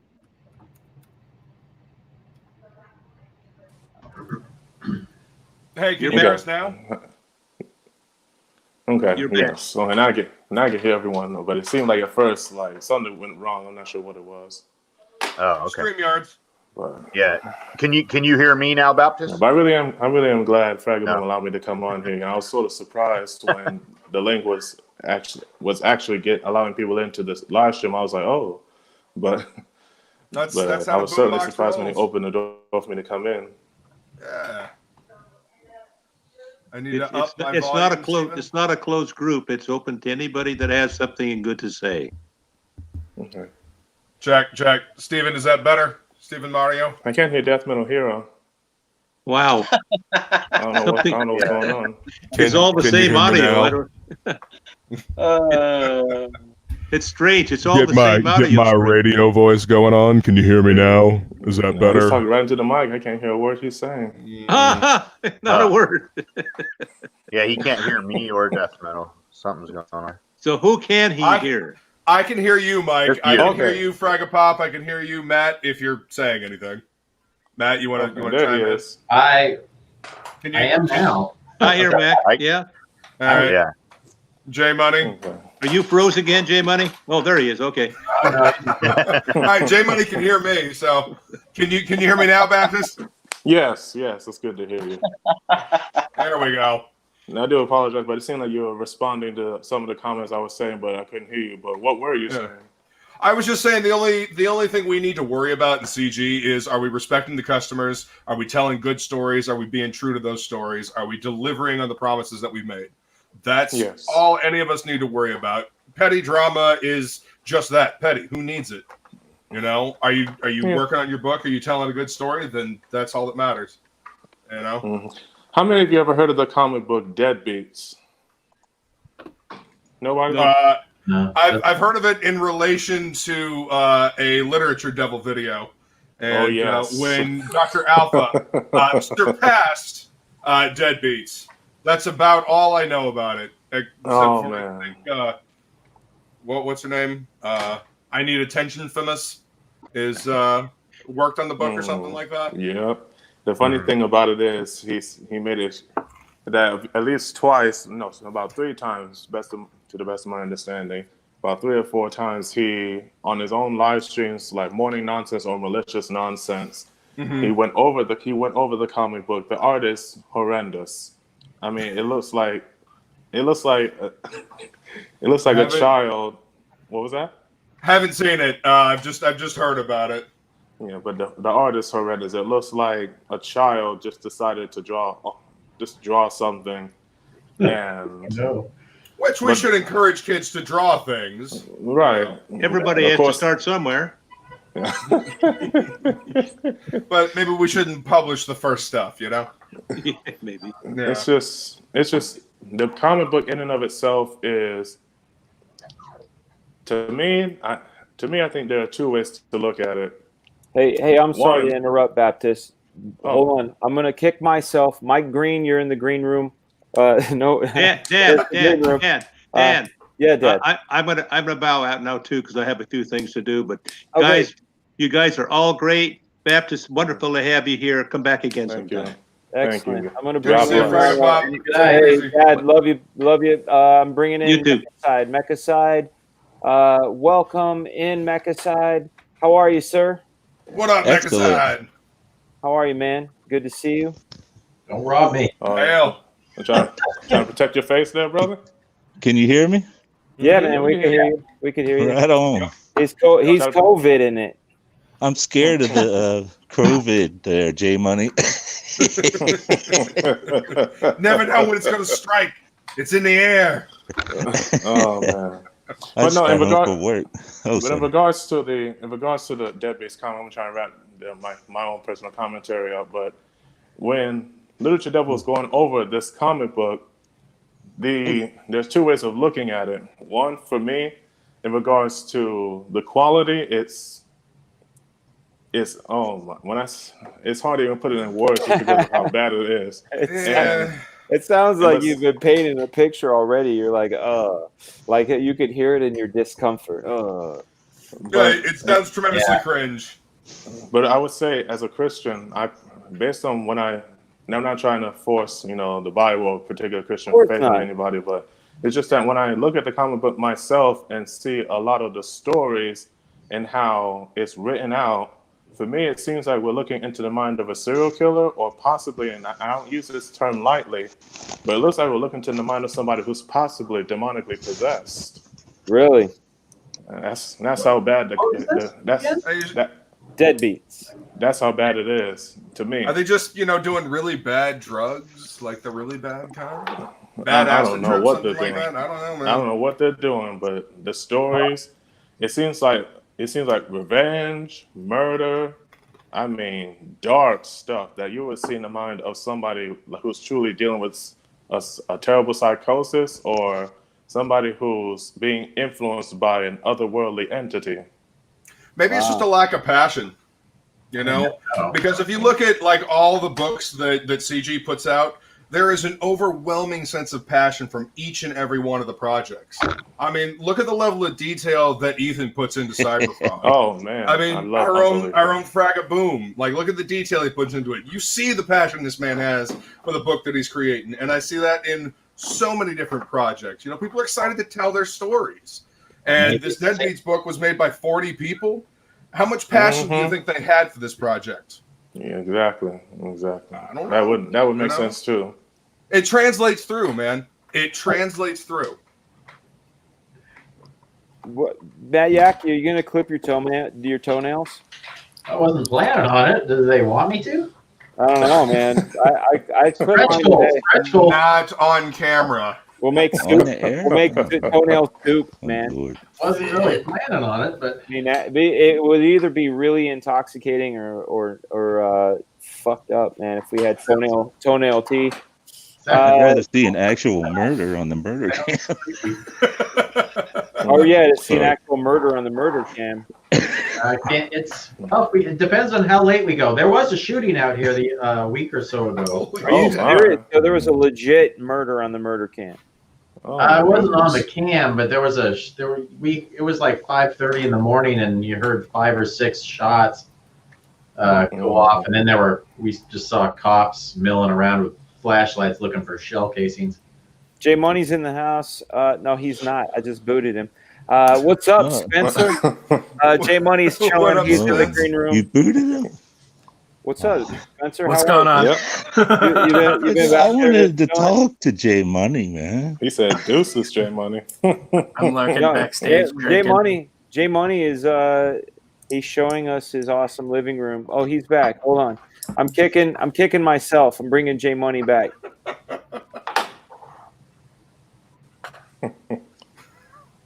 Playing musical chairs up in here tonight. How are you? What up, J Money? So, did J Money was there? You caught Steak Gate. Is Donald still in the chat? That dude does not know how to cook a steak. Everybody tell him. Medium rare all the way. Well done as a hockey puck. I have spoken. I agree. Yeah. Actually, I'll eat any kind of steak as long as it's steak. Yeah, right. Fair.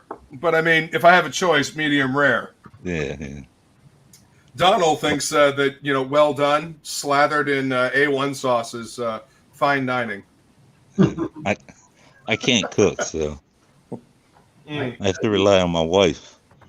Yeah, well, that's a good thing. That's okay, right? There's nothing wrong with that, man. If she can cook, she can cook.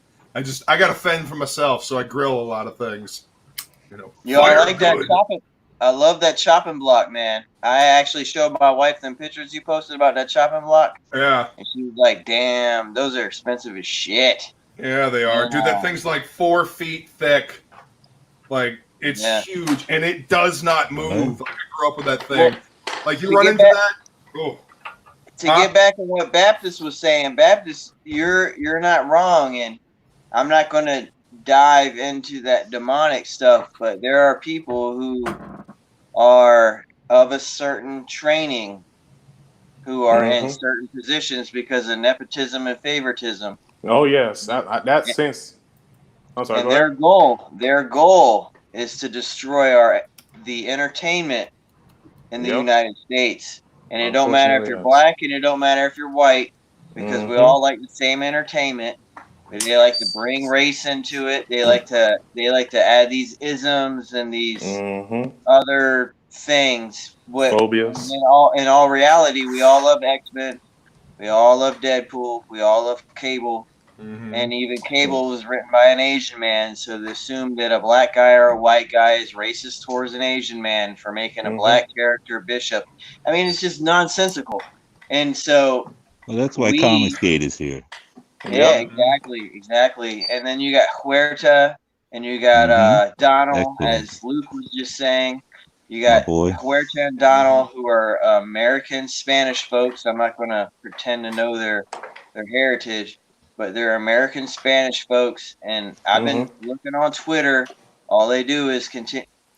The reason why they're attacking Donald in these offhanded brand new accounts on Twitter is because he's drawing for CG. He's drawing for CG. And as long as no one gets distracted, we're all going to have a good time. And people like myself and Green and Luke and even Baptist are going to spend money on Frega. They're going to spend money on Ethan. They're going to spend money on the other Vestige. They're going to spend money on all of them. I've been collecting comics since I was a kid. It's part of my DNA at this point. I got to get my comic fix somehow, and if I can't get my adventure stories in the mainstream, I'm going to look in the indie scene and I'm going to find what I'm looking for. Yeah, I actually purchased a number of comic books in relation to Comicsgate. One of them was indeed Ethan Van Sciver's. I like to call him Uncle Ethan. Uncle Ethan's Cyber Frog. I forget what it was exactly. But that's one of them that I got. I got another one was I don't think he's Comicsgate, but it's like something dragons. I had to look it up, but something dragons, and I believe one more. So me and Luke are followers of each other on Instagram, and we were chit chatting one day, and I sent him a picture of my 4 boxes. And then he sent me a picture of his entire office, and the entire wall, and the entire side walls are nothing but books, long boxes, short boxes, and it's like, I just got, I can't compete with that. And so these a lifetime of collecting, man. Exactly, bro. And then it's these people are competing with for real. Collectors. We're all for real collectors. You know what I've noticed about a lot of like current mainstream creators? If you ask them like, all right, well, what got you into comics? Like what artists? And they kind of take offense to it. Like, how dare you ask for my credibility? And I'm like, no, I'm not asking about your credibility. I'm asking what gets you off. Why do you want to do this? Why do you care? Yeah. What gets your rocks off about this medium? Hey, Luke. What up, Mechaside? What up? I got some news for Dan and everybody. Would you buy something by me and I have to remain.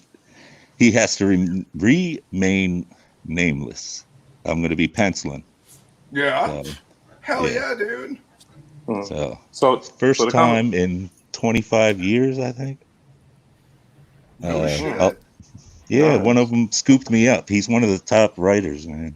I can't tell you who it is. That's awesome, man. Hell yeah. And go ahead.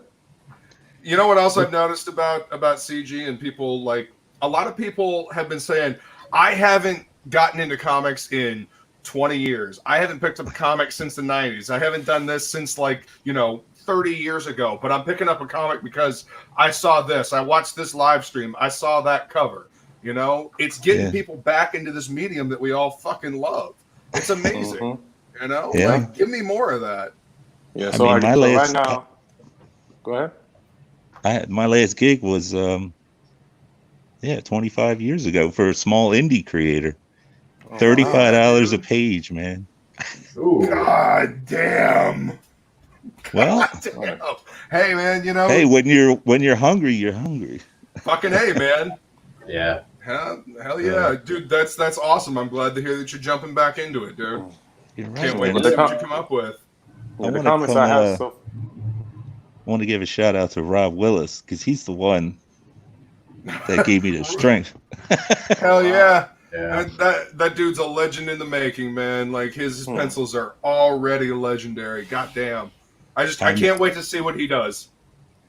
Oh, and of course, Shinobi Snapsquatch is gonna be great. Oh man, I've got almost $1,000 into that thing already. God damn. Hell yeah. The boys deserve it though. They're gonna deliver a good product though. Yeah, well, I know. I ain't upset that it's taken a while either. I don't care. Hey man, quality takes time. It'd be worth it. Yeah, I've seen the page that Dan has that that Rob gave him, and the inks on that thing are just incredible. I mean, yeah, wow, it'd definitely be worth it. I wish I had bought some of that myself if I had the money. Yeah, Rob's a wild man. He kicks ass. Yeah, yeah. Oh, and big thanks to Dan the man, Fragaboom. Congratulations, and you know, I've been following, Dan, do you need to bounce me out? You want to talk to these dudes, man? Sorry to cut you off, Mech. Sorry. I'm back. Hey, thank you, Spencer. You can chill in the green room if you want. My pleasure, Mech. Dude, really cool to have you on the stream, man. We've been talking. It's cool to talk to you, man. Yeah, we've been talking in the chat, talking backstage on Twitter and everything. So it's really cool. This is the way. Cool. This is the way. Right on, man. Why don't you check on your campaign, Dan?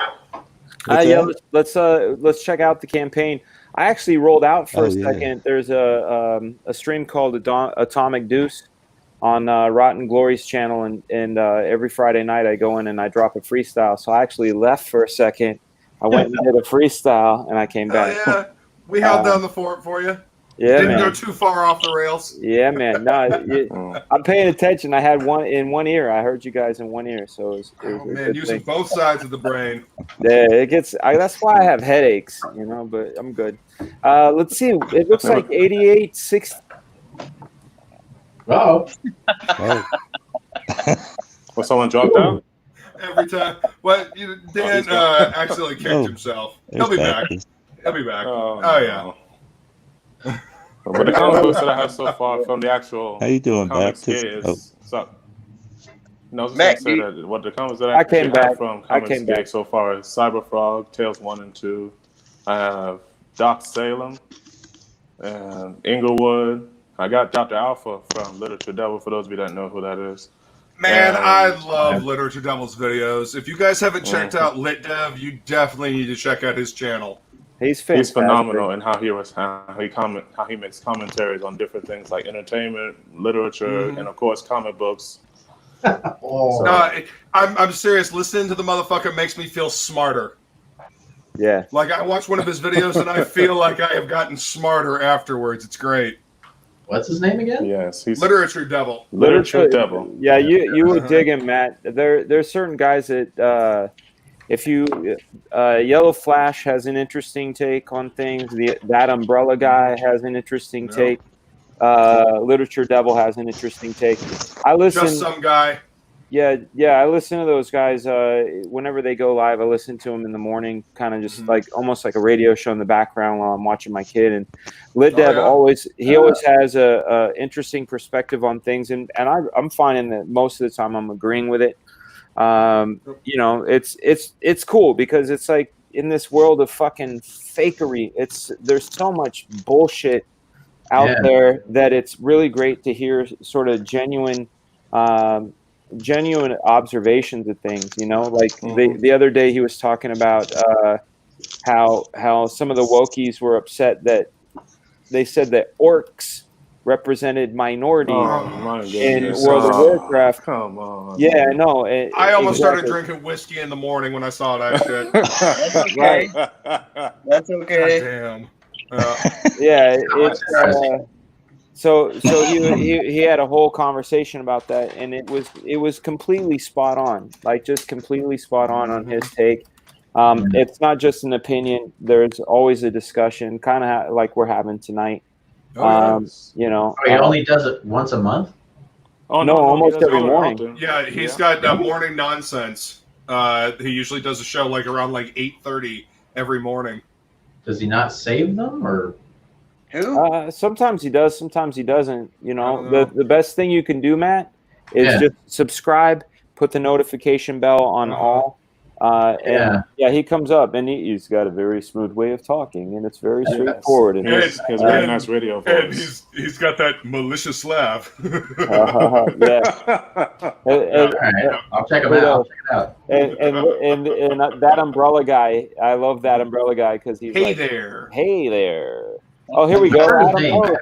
Welcome, Adam Post. What up, he Adam saves Post? them on an archival channel.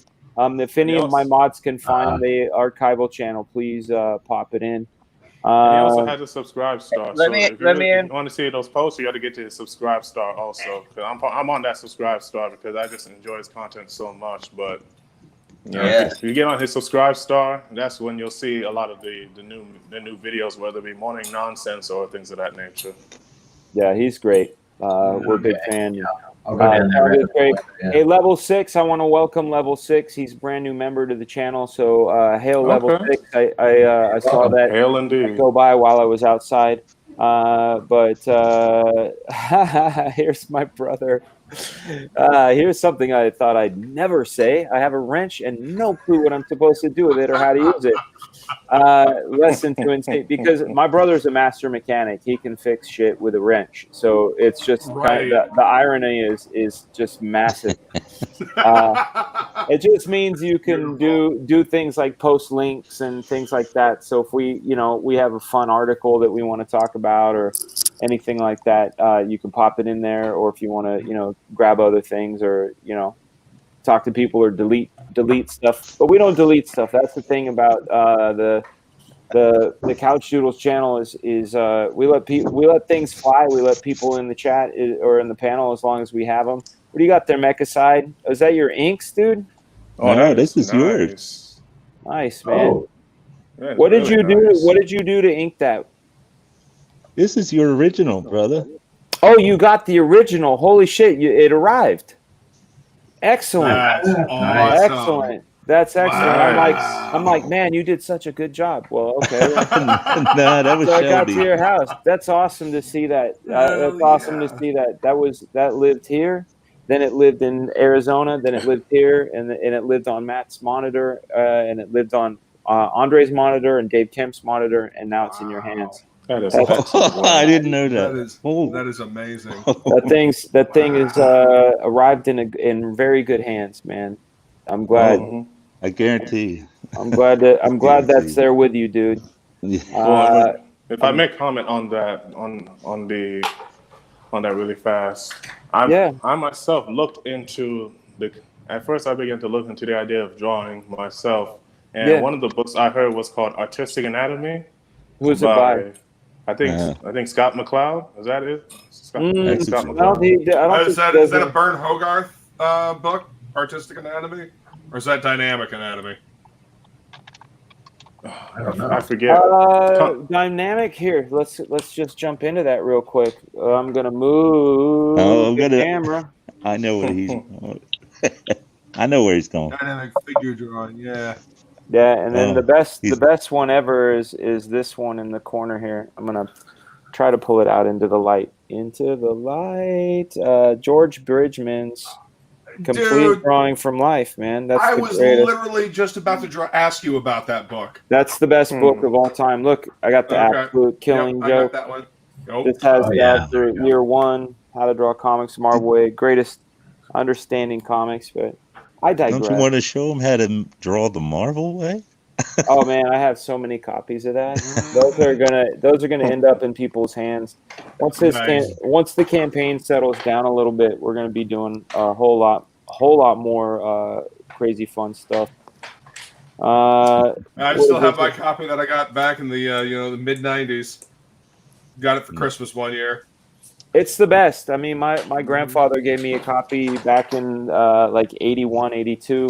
I thought it was cool. I was really interested in his Andrew Loomis book because they had boobies, It was like that's what it boiled down to. And I just remember we all get into art somehow.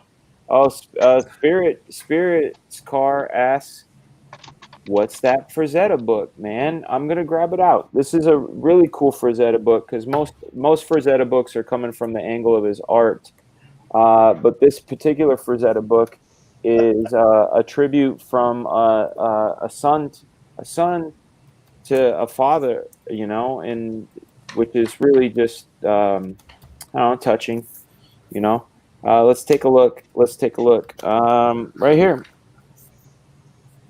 Frank Frazetta, Art and Remembrances by Frank Frazetta Jr. So this is more of a peek. I mean, there's plenty of art. Let's take a look. Let's take a little looky-loo break. Now you're in my lap. All right. So just like Richard C. Myeah. Yeah, now you're in my lap. Frank Frazetta and Remembrances. So you got a really cool picture of Frank Frazetta all young wearing his EC Comics shirt. I think that's cool as shit, and I kind of need to jack that idea. We see him being a badass on a motorcycle. So and look at Kurt Hammett. The reason why he gets to ride a forward, no offense to Metallica, is because he paid over $1 million for a Frank Frazetta painting. So the Frazetta family's like, we love you. So he gets to do whatever he wants. But it's cool. And then we got introduction, Frank Frazetta, my dad, and then a lot of really cool moments, letters, mementos, and things. Stuff you wouldn't normally see. Fine arts. This is his certificate of going to Greater New York Scholastic Art Exhibit. So you get a lot of this early life stuff, but later on, of course, the stuff you really want to see. And no knock on his life, but there's a representation of artwork in here that is unprecedented in any other thing. Of course, you get these really fun pictures of Frank and his lovely wife. Yeah, she's great. Some more. I mean, dude had style. And of course he was, look at this, man. These are like I said, pretty insane reproductions. The only other book that I have that's like this full featured is the one from his friend Doc Dave when they had the auction with all this stuff. So it was like high resolution, fun stuff. So I mean, look at this. The ink work on the Lord of the Rings. His Lord of the Rings stuff just blew me away, man. Yeah. So this is a fun book. So you get a little bit of personal life. You get a little bit of art. You get some drawings you've never seen before. And also, like I said, presentations of art. Like I've seen this before, but I've never seen it like this. So this is the Frank Frazetta book. I've got all kinds, and eventually we'll do streams. We'll just call them book streams, right? Mm-hmm. So I got books like the Jack Kirby pencils, Big John Buscema. These perspective books are great. This one's in Italian, Hagarth. Man, ridiculous. This book draw down there is great. Pretty much. This represents less than 3%. Matt remembers my old bookshelves, but this is like This is 3% of the books I have. These are just the ones I either pulled out or the ones I bought since I moved here. Right. But I'm crazy for books. And I'm a voracious. I want to learn all the time how to write a page turner. So that's basically like how to take your story that you already have and make it in a way that people want to continue to read it. Let's see. I see somebody else in our green room. It's my friend Patrick Thomas. Does anybody want to step out for a sec? I can hop out. Okay, Mr. Matt Yackey, thank you. I'm going to keep you in the green room if you want to stay. Cool. We are going to bring Mr. Patrick Thomas of Johnny Fantasm in. Sir, welcome. Oh, how are you? I know that dude. What's going on, guys? How are you? How you doing, Great, man? Patrick. Doing great. I'm glad that you brought up Andrew Loomis because I think that his book is probably like the best. It's funny because I'm a fan of Loomis. Okay, I'll just rewind who I'm not a fan of. I'm not a big fan of Hogarth, but I'm starting to appreciate him more. But he always looked like bronze balloon people. Yeah. Where the thing that I noticed about Loomis is Loomis represents like if you have two sides of a coin, you have like a rigid, almost wooden or concrete built human beings that are stacked in a way that have rhythm and gravity. Check out George Bridgman. If you want soft, supple, squeezable, like Charmin, very realistic people, go with Loomis. Yeah. So, you know, I've always sort of fallen on the Bridgman side, but I love Loomis. I feel like Adam Hughes looked at a lot of Loomis. Yeah, where you take someone like Jim Lee or Fragaboom, can y'all hear me? I can't hear you. I can hear you, Baptist. Yes, I can hear you. Yeah. Yeah. Can you? I can't hear you, Fragaboom. That's so weird. You might have to kick me out and bring me back in. All right, I'm gonna kick you, dude. Let's see. Let me find you in the green room.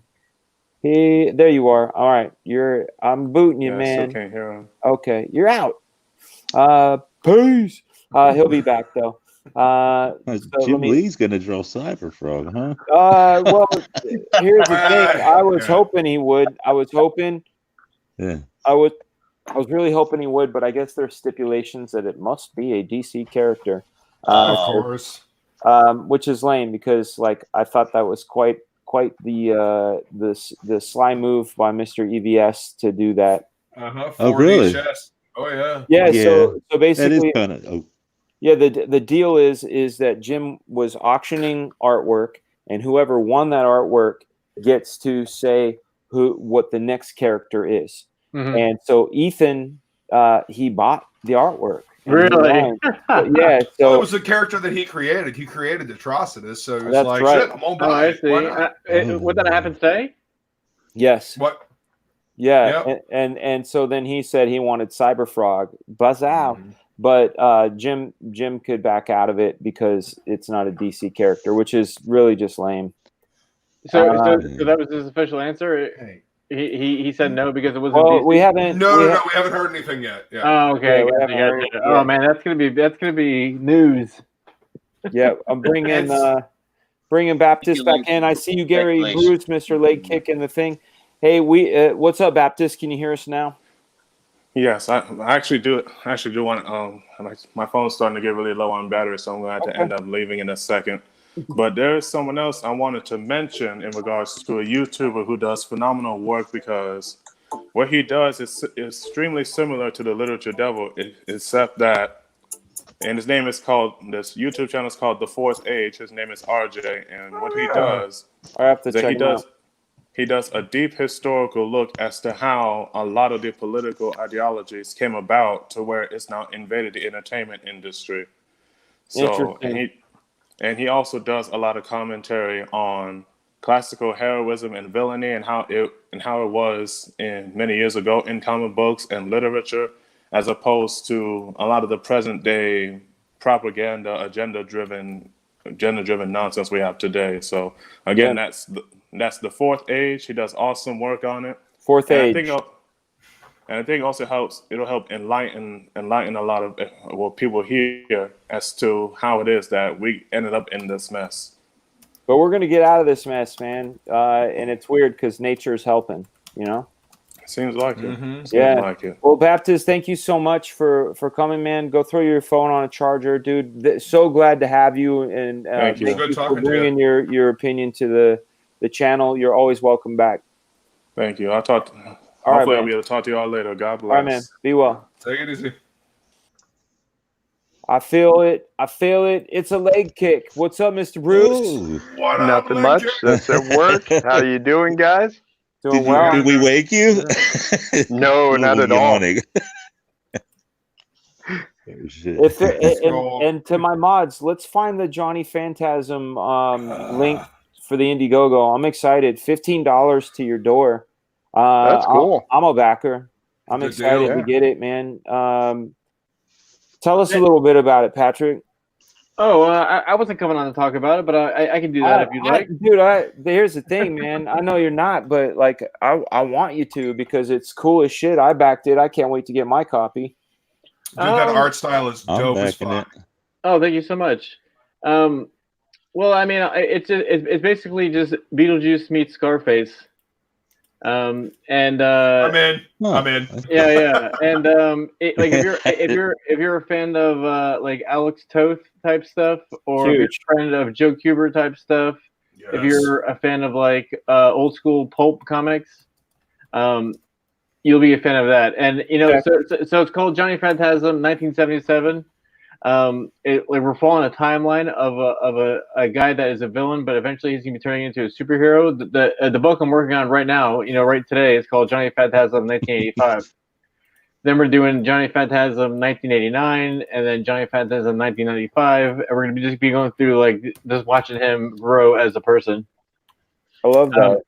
But yeah, so like I mean, the deal that we're doing right now is, like you said, $15 for all 3 issues, and it gets shipped to your door. Look at I'm gonna do magic, bro. Look at that. Sweet. There we go. I'm learning this thing, man. I'm learning. Not that great. Look at you. Look at my head is giant. Here we go. Let's take a look, man. I mean, first off, I'm in love with this art style, and anybody that knows me well knows my favorite color combo is green and purple. So you got me there.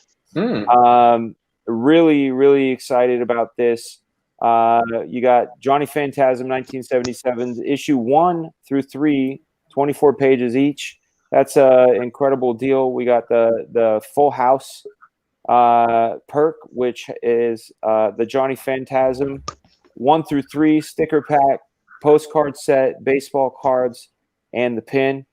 That's a pretty awesome deal. And if you're all in, this is a good way to represent. You got Casino Royale.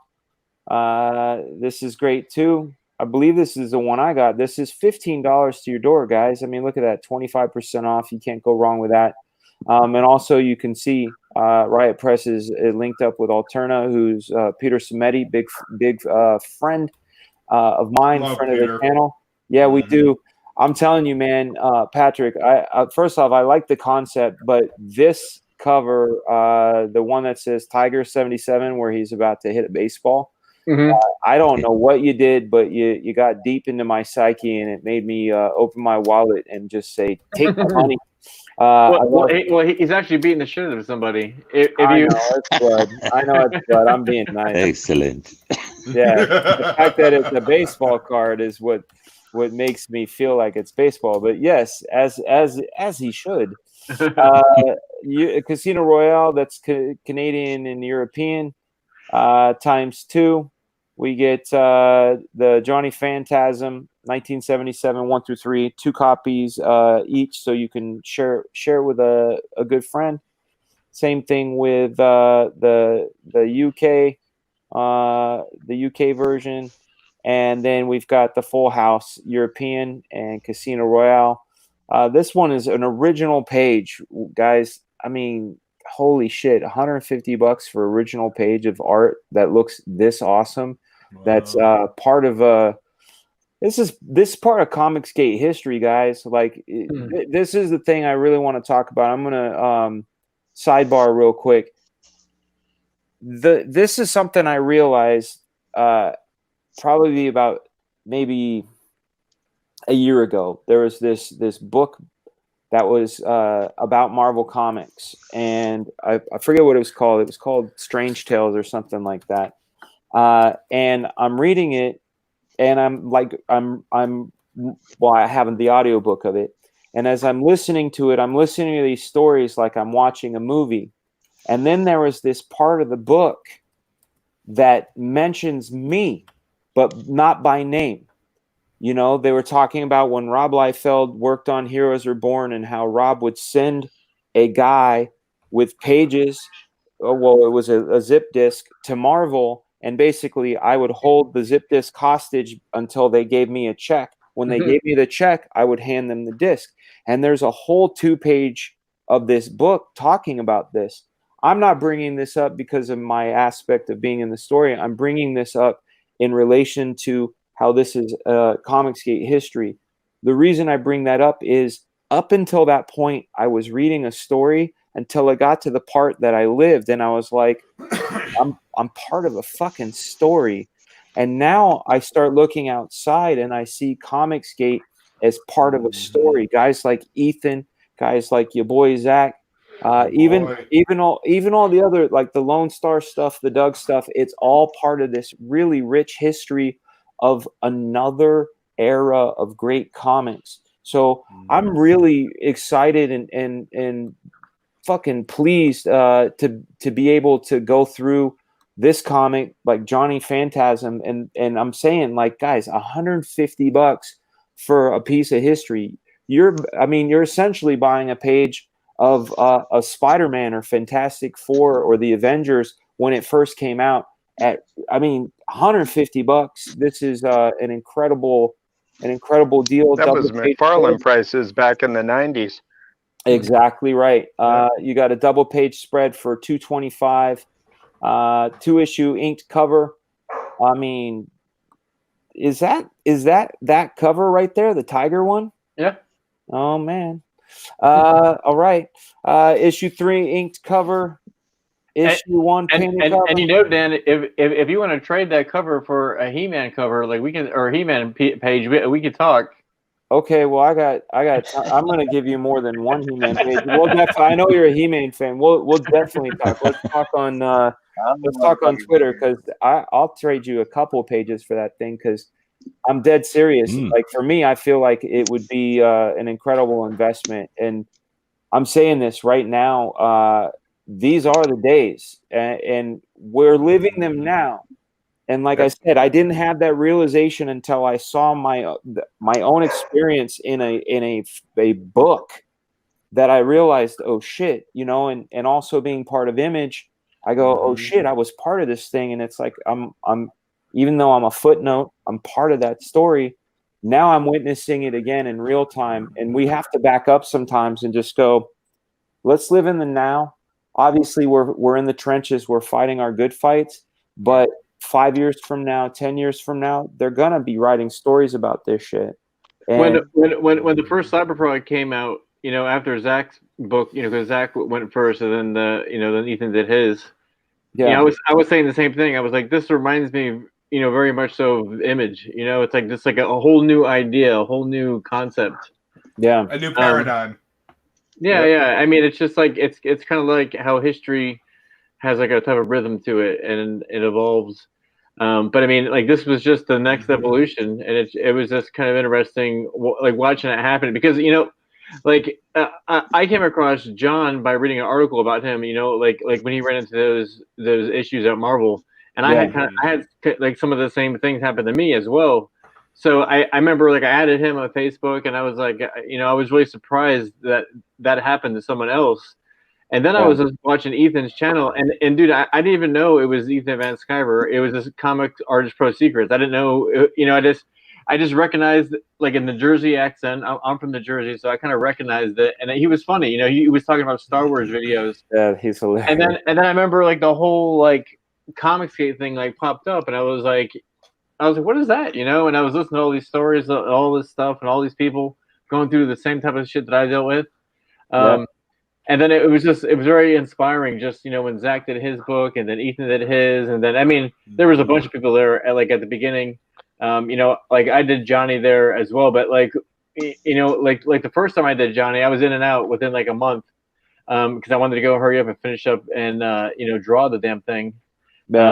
It took me a while to do it. I wasn't able to build my YouTube channel, but now what I'm doing is, like, everything I'm drawing, I'm like documenting on my YouTube channel. I'm just making that part of the show, That's right. I don't know if you guys are fans of Gary Vaynerchuk or Gary V, but he talks about that a lot. He's a really good, awesome. He started off doing a wine channel, and then now he talks about sort of social media strategy and how you can have a mission, but everything that you do, you need to sort of break up into, like, hey, I've got to draw this page, but people want to see a page get drawn. Yeah.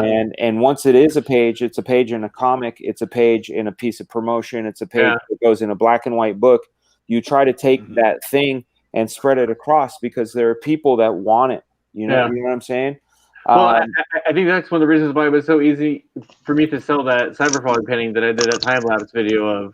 That was smoke, dude. Because people got to see it being made, and now they can have it, and they're like, I saw that thing get made. Yeah, exactly. time And lapses are fun. and you teach as well, right? Yeah, I've been a teacher for like 11 years. Yeah, that's teaching's an incredible thing, man. Like whenever I've had to do it, it has been one of those things where you have to think about your whole position. Like sometimes, you know, it's like I know I'm very confident in the way I feel about things, but when you're showing somebody and they go, "But why?" Yeah. Are doing like an inking demo in front of like 30 kids. Yeah. And like trying to back it up. Yeah, trying. And I mean, but like something that I've found rewarding about teaching is that's kind of exciting. Especially doing like acrylic painting demos and stuff like that. Like if you fuck something up and you're on the spot and you got to kind of like play it off like you meant to do that. Yeah. Like I actually like teaching because it kind of like it made me get the chops. Yeah. You know, it's like and there's a lot of things that happen too, like when you teach and when you're lecturing in front of students, that you might have an idea in your mind that you've thought a million times, but until you have that moment where you verbalize it, it doesn't come clear sometimes, you know? And it's like a lot of time when I'm lecturing, I'm talking about things that I've been thinking about for years, but I've never put them into words. That's right. So it's cool talking about it because then it's like, then you can kind of like solidify it and, you know, like let it be written. It's like your conspiracy theories. When you say them out loud, you get a different perspective on them because you're actually listening to the words that you're saying. You know what I mean? Yeah. We've had some of those. We've had some of those today, man. One of the things that I like to talk about on my channel is this idea of being and doing your best. I know, Patrick, you're a fan of that. We've talked offline on Twitter about you know, what you put in your body and what you fill your mind with. Essentially, like my dad used to say, Pop Frega is now a member of our panel all the time. I love that. But he would always say things like garbage in, garbage out. You know, like you know, this idea of like if you fill yourself with soda pop and crap food, you're gonna end up having like a crap brain. I feel like Mortal V says we're hitting the 888s on the campaign. Thank you for the update, Mortal V, aka Mortal 5, aka Nanu. Live long and prosper. Star Trek Entertainment. Got to do that. But the idea that we get in there. Say what's up, Mr. Bruce? I was trying to get my hand in there. I can't. There it goes. Oh yeah. Gone. Yeah, Where's my camera? As kids, damn it! The back and forth. My kids always trip out on that. But the idea that we're these biomechanical machines that can fill our heads with good things. The idea of multitasking, like, you know, you're talking about taking your time lapses and bringing them as content. So you're not only creating the thing, which is something that we got to do anyway, but you're turning content into it. I think about that also while I'm working. If I'm not streaming, I'm not always listening to music. I'll be listening to audiobooks, which helps me down the line. So even like when I work out, I'm trying to jam as much stuff as I can into those moments. It's like, you know, the multitask aspect of things. But the only Do you ever listen to the old radio shows? Oh, sometimes. I mean, here's the thing. Like, you guys have heard me talk about all the times that I used to work my dad's chicken farm doing chores. So I would have to feed chickens and stuff. And one of the things I used to be angry at my dad about, but, you know, I'm actually super grateful now, is that Saturday mornings, while all my buddies were watching cartoons, I was out doing chores. And there was this guy down the road that needed help setting up a garage sale. And he said to me when we were done setting everything up, he said, "Hey, you know, pick anything you want. My way of thanking you for helping me set up." And there was this little radio, battery-powered radio that happened to pick up television signals. Like, so I could listen to Saturday morning cartoons like the Smurfs and Thunder the Barbarian, Rubik the Amazing Cube, Turbo Teen, you know, that giving up my age there. But those are the things I used to watch. And we used to. Yeah, but I'd be watching them in my head. I'd be doing chores, raking leaves, working the garden or cleaning the duck pond while listening to cartoons. So I get that same vibe off of radio shows. The only difference is like with any works of fiction require participation in a way. You have to create these images, where a lot of the stuff I'll listen to is a lot of nonfiction. Like I'll listen to Tim Grover. There's a guy named Tim Grover. He's got a thing called Relentless. And Tim Grover was Michael Jordan's, not his coach, but they're like motivation guys. So he was Kobe's, Michael Jordan's, Dwayne Wade's. And he wrote a book on sort of the mindset, wanting to give up. I'll listen to guys like Will Smith talk about things. I'll listen to Gary Vee. I've listened to almost every Tony Robbins thing there is, just a mindset thing. Do you listen to these while you're working, or like working out or mowing the lawn or something like that? All of the above. See, I'm the exact opposite. When I'm like, if I'm doing the dishes or mowing the lawn, I can listen to technical stuff, like nonfiction stuff. But if I'm drawing or painting or doing anything else, it's got to be a story that I can kind of sort of pay attention to. Because I tried to listen to Neil deGrasse Tyson's audiobook, and it was so heady to chew through. I couldn't pay attention to it and actually get the information while editing. Your left brain was working harder than your right, wasn't it? Yeah, it's just they were competing. I wasn't able to absorb the information. But a story, I can throw an entire audiobook series on in the background while I paint and draw and do all that stuff. That's interesting. I think that's what makes us all different, right? Like there's a thing called NLP, which is neuro linguistics programming. And this is one of those other revelations I had a few years back about how we interface the world. Like a couple of things that I found interesting in the last few months is, number one, not all people see pictures in their mind. Number two, not all people hear an internal dialogue. Like when you read a book and you hear words, so there's that. But the concept of neuro linguistics programming is that we interface the world either through sight, sound, or feeling, and there's a priority list, and it almost dictates people's personalities or their level of reasoning. Like that. And advertisers caught on to this in the 70s. That's why you'll hear if all an advertiser said is, "Wait until you see this, you won't believe your eyes when this and that and the other." That person's literally only hitting the visually based people. But when you hear something like, "Wait until you see our deals, oh, what a feeling, you'll like the sound of that," they're trying to cover the ground on everyone, Right. Yeah.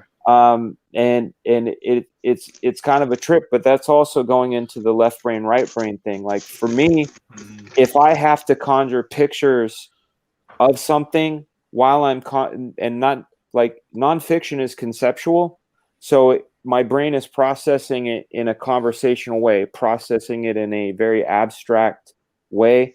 So when I'm working, I'm focusing on visuals for this. If I start hearing prose where they're describing, where I'm required to visualize something outside of what I'm working on, it causes interference. But that's literally the way my brain works. You know what I'm saying?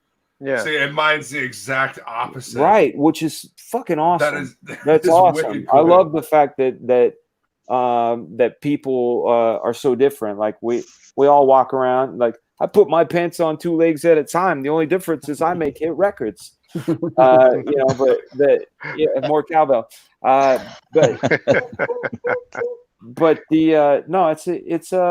it's worth thinking about. And that's the other thing too. Like Patrick's talking about teaching, and it's interesting how different people learn too. That's one of the reasons I formatted my questions from my guests for these interviews that I'm going to put up eventually. My God, it's taken me forever. But I formatted these questions specifically to elicit responses from different personality types. So And a good example is the same day I interviewed Mike Mignola, I also interviewed Mark Bagley. And their motivations were entirely different. You know, like I asked Mignola about things, and his emphasis was on taking your time, getting it right, being known for that thing that you really crafted, and fuck a deadline, make sure it's right. You know, that was, and it's worked for him. He created Hellboy. He does all the things. He lives that life. He's a millionaire. Yeah, and then you take and you look at Bagley, and Bagley again is a master of his craft. You know, he's got more pages under his belt than a lot of guys. He's very prolific in that way. But his mindset was like polar opposite, which was a day's work is a page, and you get it done. And the main thing is that you fulfill your you know, the being filled with integrity, and that you do what you say and you say what you do. But his main thing was to be a workhorse and get it done. And both of these guys are great at what they do. But the reason I think having those just in those two, and I've interviewed 25 different creators, just in those two means that, and I always say that kid in Wichita, it could be that lady, or it could be, the housewife, it could be that construction Just worker. in general. Yeah, and I always say Wichita because I don't know where Wichita is. But it's country. Yeah, it's in our country, and it represents the common man. But I imagine a kid in Wichita watching, say, Mike Mignola's and going, well, maybe I don't have what it takes to be a comic book artist, or maybe I don't have what it takes to be a creator. But then they watch Mark Bagley the next week and go, that's me. That's me. And it makes them, it's a connection. Here we are sitting right next to each other. We both love to create, and our brains are working in different ways.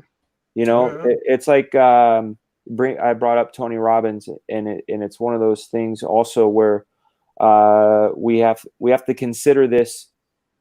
There's two little stories. Let's say you meet the girl of your dreams. I know I have. I met my lady. But let's say in your household growing up, that when someone has a disagreement or an argument, that the most respectful thing, the way you've learned to show respect, is to talk it out. You don't leave the room until it's talked out. That is a sign of respect. And if you walked away, if you were to walk away from that, that's a total sign of disrespect to try to walk away. Like, fuck that. That's disrespectful, right? But let's say in this lovely lady's house, who's very attractive, and you guys click, you both like Harry Potter, whatever the fuck it is. You guys click, you guys fuck good. Yeah, everything's great. But let's say at her house, she was raised where they're taught that when you have a disagreement, the best thing to do is walk away and let it cool down, so you're reasonable. And to try to force an issue and try to stay there and talk it out is a sign of disrespect.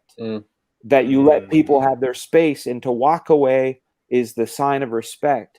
Imagine the first fight these people have. They're both trying to show each other respect and only receiving disrespect. Do you know what I'm saying? Like, and they both love each other. I've been there. Yeah, and they're both trying to show each other that they're listening and whatever, but they have no fucking clue that they're being disrespectful. It's like the magnets that push each other apart. Exactly. And you go, whose fault is that? You know what I'm saying? Like that's one of those things, and that's why you get people in marriage counseling or whatever. The other thing that I wanted to bring up was just finding happiness in this world. Let's say I've heard this thing. We both go to the same party, right?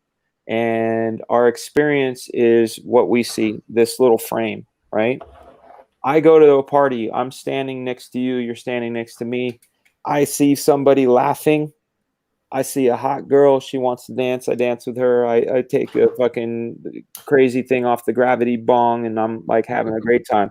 You're next to me. Next to me. You see somebody fight. Somebody spills their beer on you. You go and take, the same gravity bong, and you get fucked up and want to barf, right? we both went to the same party. We're standing next to each other. We walk out of the party. Someone says, "How was the party?" And I go, "Man, it was fucking great." And they go, Right. "Worst party I've ever been to." Right? We both had the same fucking party. It's literally like your experience is what you decide to focus on.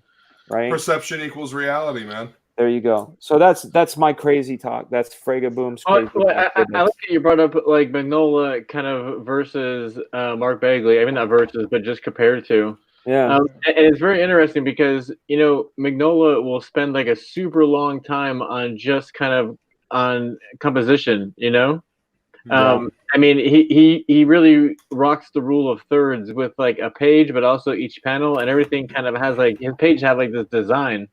Whereby, I mean, Mark Bagley is equally as good, but he's kind of like more along your lines of you ram out as many pages as you can, Yeah. Mark Bagley's a workhorse. Yeah, he is. But Magnola will like he spends precision on getting everything like right in the right place. And he'll pencil like let's say he'll pencil like 8 pages, Right. planning those out, and it might take him a long time to plan those 8 pages out. But when he comes to he'll ink all 8 in one day, but it'll take him a long time to plan those pages out. Whereby like I bet you Mark Bagley kind of like roughs things out, and then he kind of does more of like inking as he goes. You know what I'm saying? Like he's drawing with the brush. But Magnola spends all his time in like planning, composition, tweaking things over just slightly over a little bit. Takes him a long time to do it, and then he'll accumulate a bunch of pages, and then he'll ink them all like in one day. Yeah, you're absolutely right. In fact, when I first encountered Bagley before I interviewed him, we were talking on a transportation bus on the way to a convention, and I was showing him my layouts to He-Man, and I was showing him that before I draw a book, I literally draw the entire book, all 22 pages, so I can see how they relate to one another, and and he's like, "Wow, that's fucking foreign to me, bro." I go, "What do you mean?" And he says, when he wakes up, he literally goes in one panel at a time. He doesn't lay the page out. He doesn't rough the page out. Each day he just trudges forward. He doesn't have any clue about what he's doing tomorrow until tomorrow comes.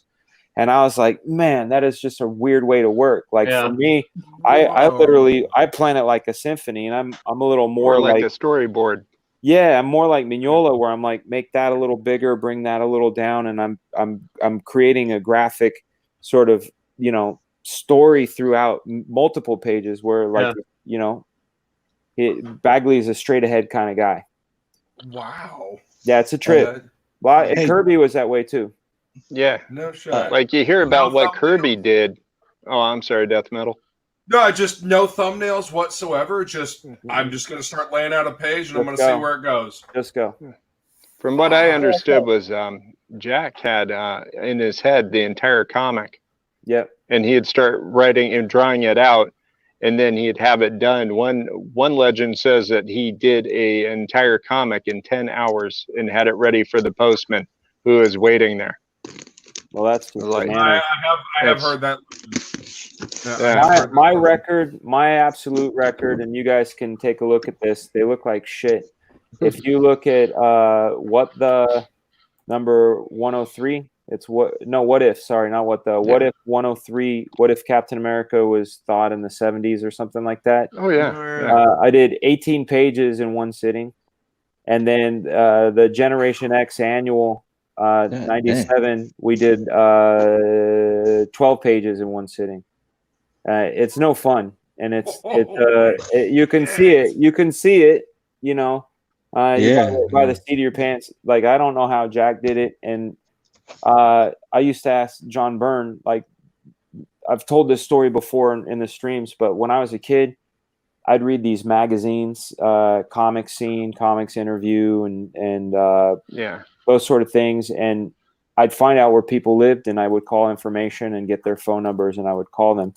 And like just a crazy little kid, and we do that now. It's like doxing, but we go on people's streams or you hit them up on Twitter. But back in the '80s, that's the way I did it. I called information and I'd say, "Do you have a Michael J. Zeck that lives in Connecticut? Oh, can I have his number?" And then I'd call. I'd go, "I love the way you draw G.I. Joe. Can I talk to you?" So I did Dan, that. I did that. Dan, Yo, what's up, dude?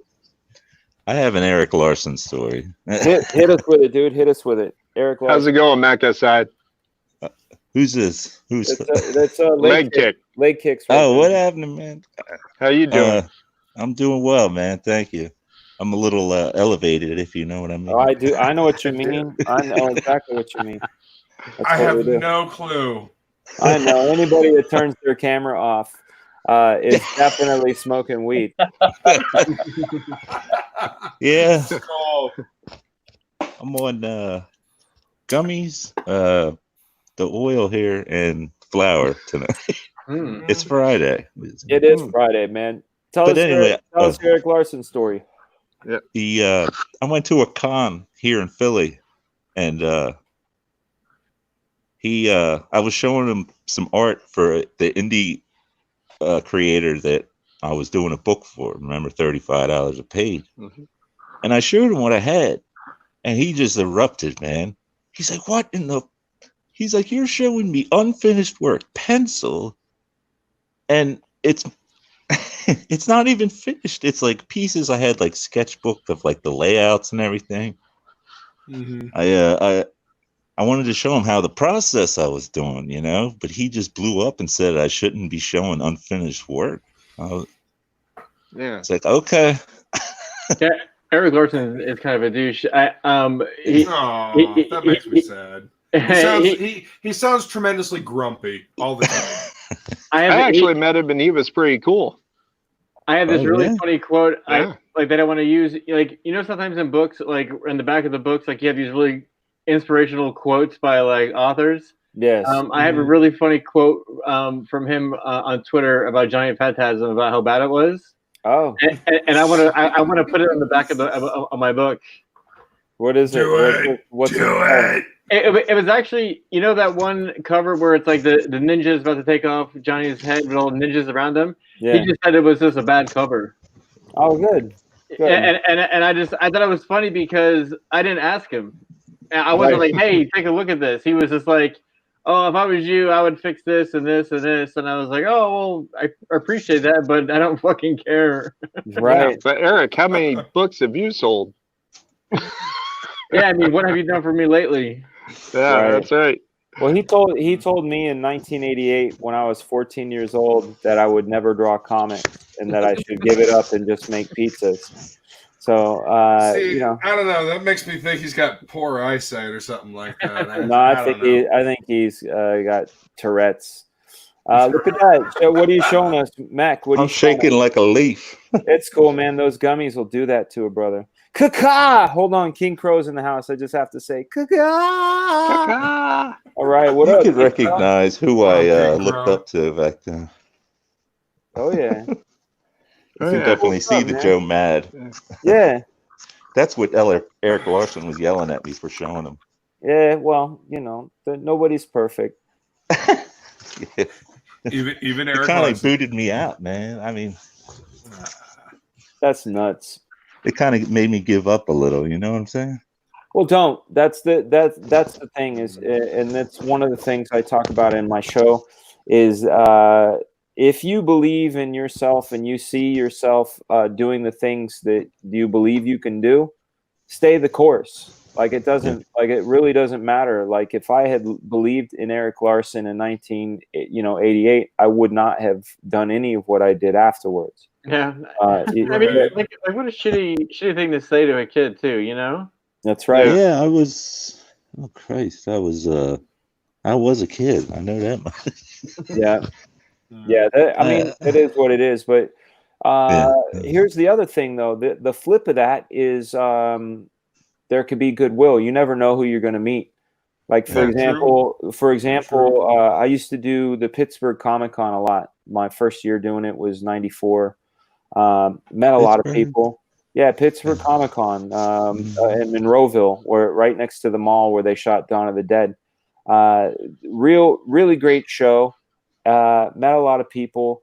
had a lot of really cool experiences. But one of the kids I met like way back in the day that I took a look at his work, was very thoughtful, gave him a nice portfolio review, who now down the line is a very talented guy named Ed Piskor.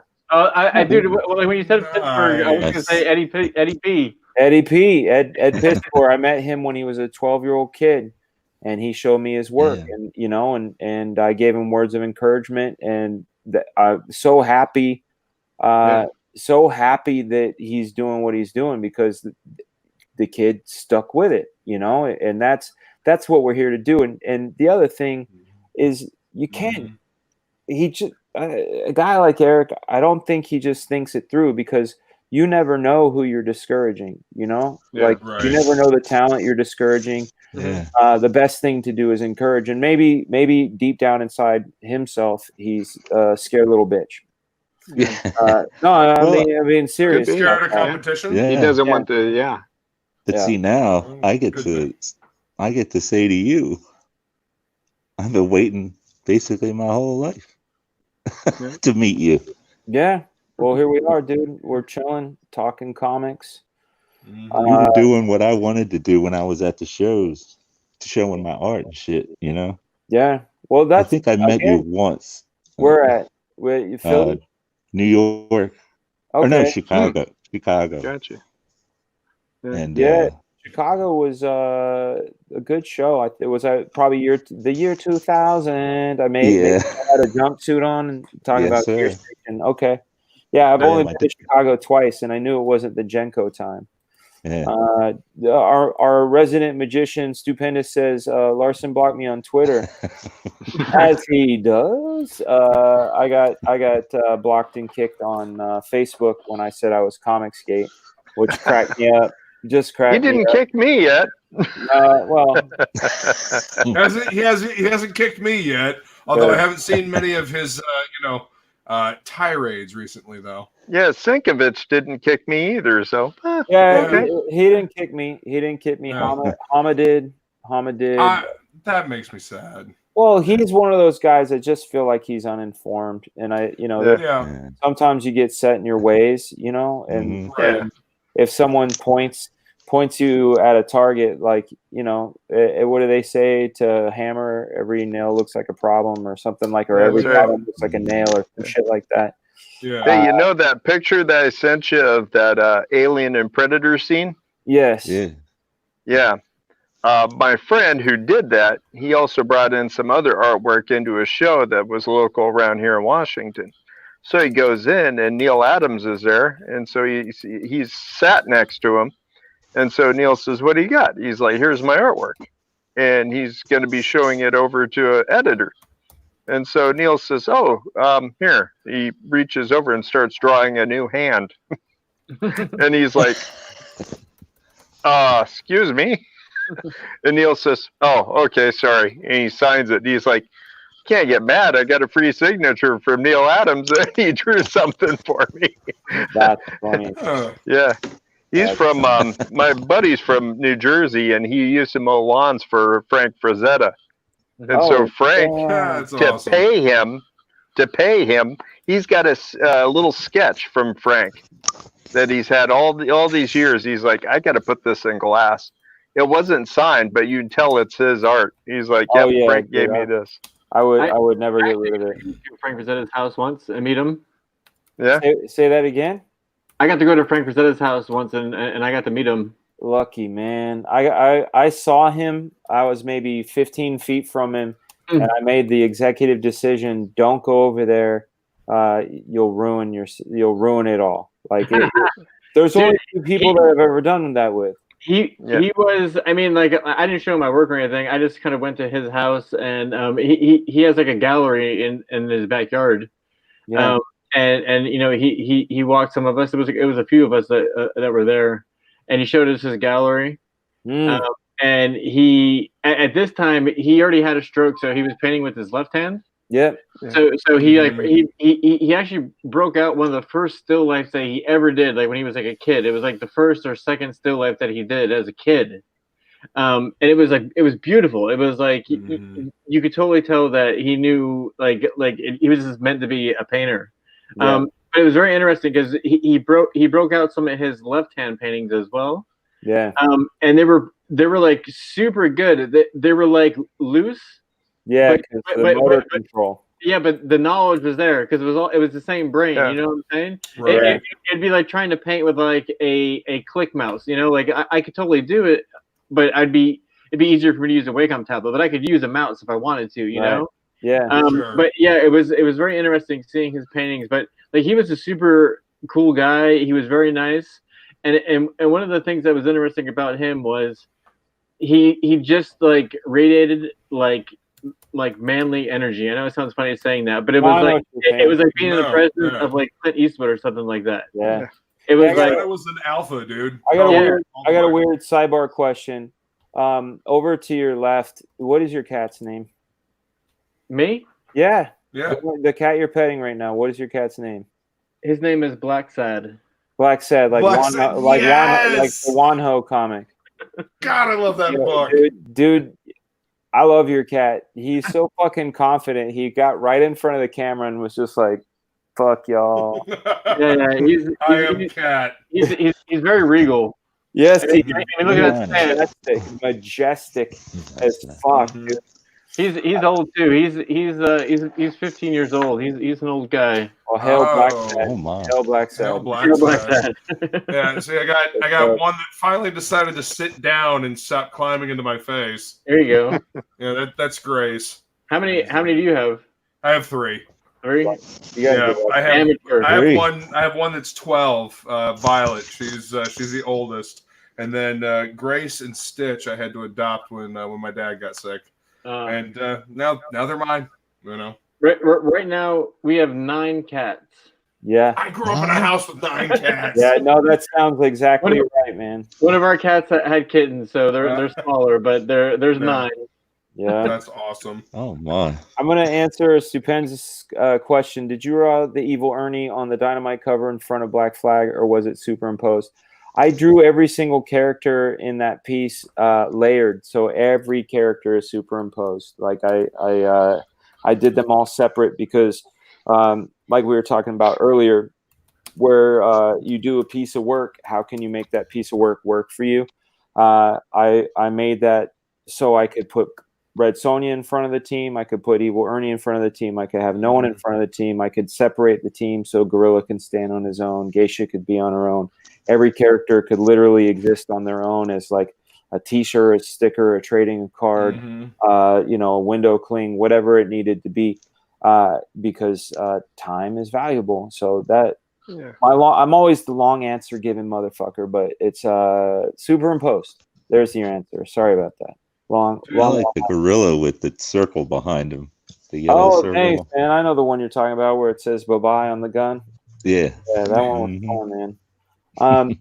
We're gonna set up a crypto fashion, man. Gotta get some t-shirts together. Oh, dude, here's the thing, man. Crypto fashion, no knock on them, but I got a guy in California that does my stuff for way cheaper, and the margins are different. Like that. That's he's got a guy.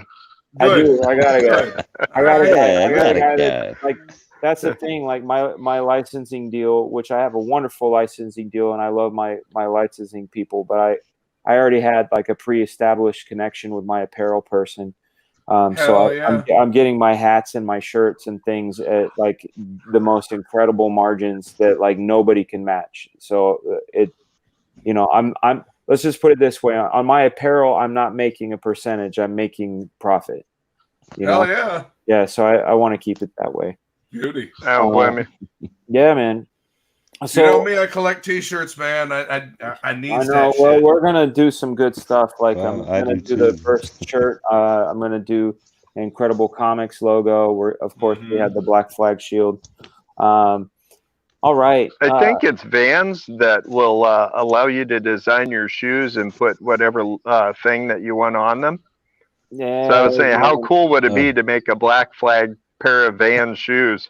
It would be really cool, except it would make me cry because there are two points in life that made me very sad. But it's God speaking to me, right? Like, number one, my very favorite car on the entire planet is a Shelby Cobra.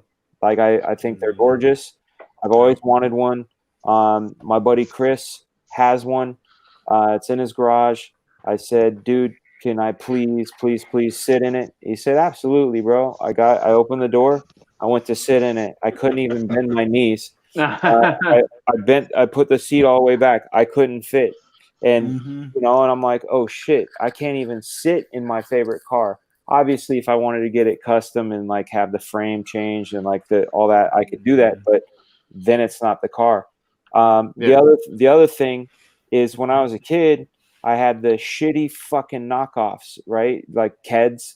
Like, I never got Vans, and they had like all the cool kids had Vans with the checker mark or the like cool splash or whatever. And I always wanted Vans my whole life. And by the time I could afford them, my feet are so wide that they don't fit through the hole in a pair of Vans. So if I got some made, I could hold them up and be like, these are great, but I can't put them on, which really fucking sucks. I wonder if they make an extra wide for you. They'd have to. They got to make the hole wider somehow. Yeah. Johnny Flat. I can't wear Nikes for the same reason.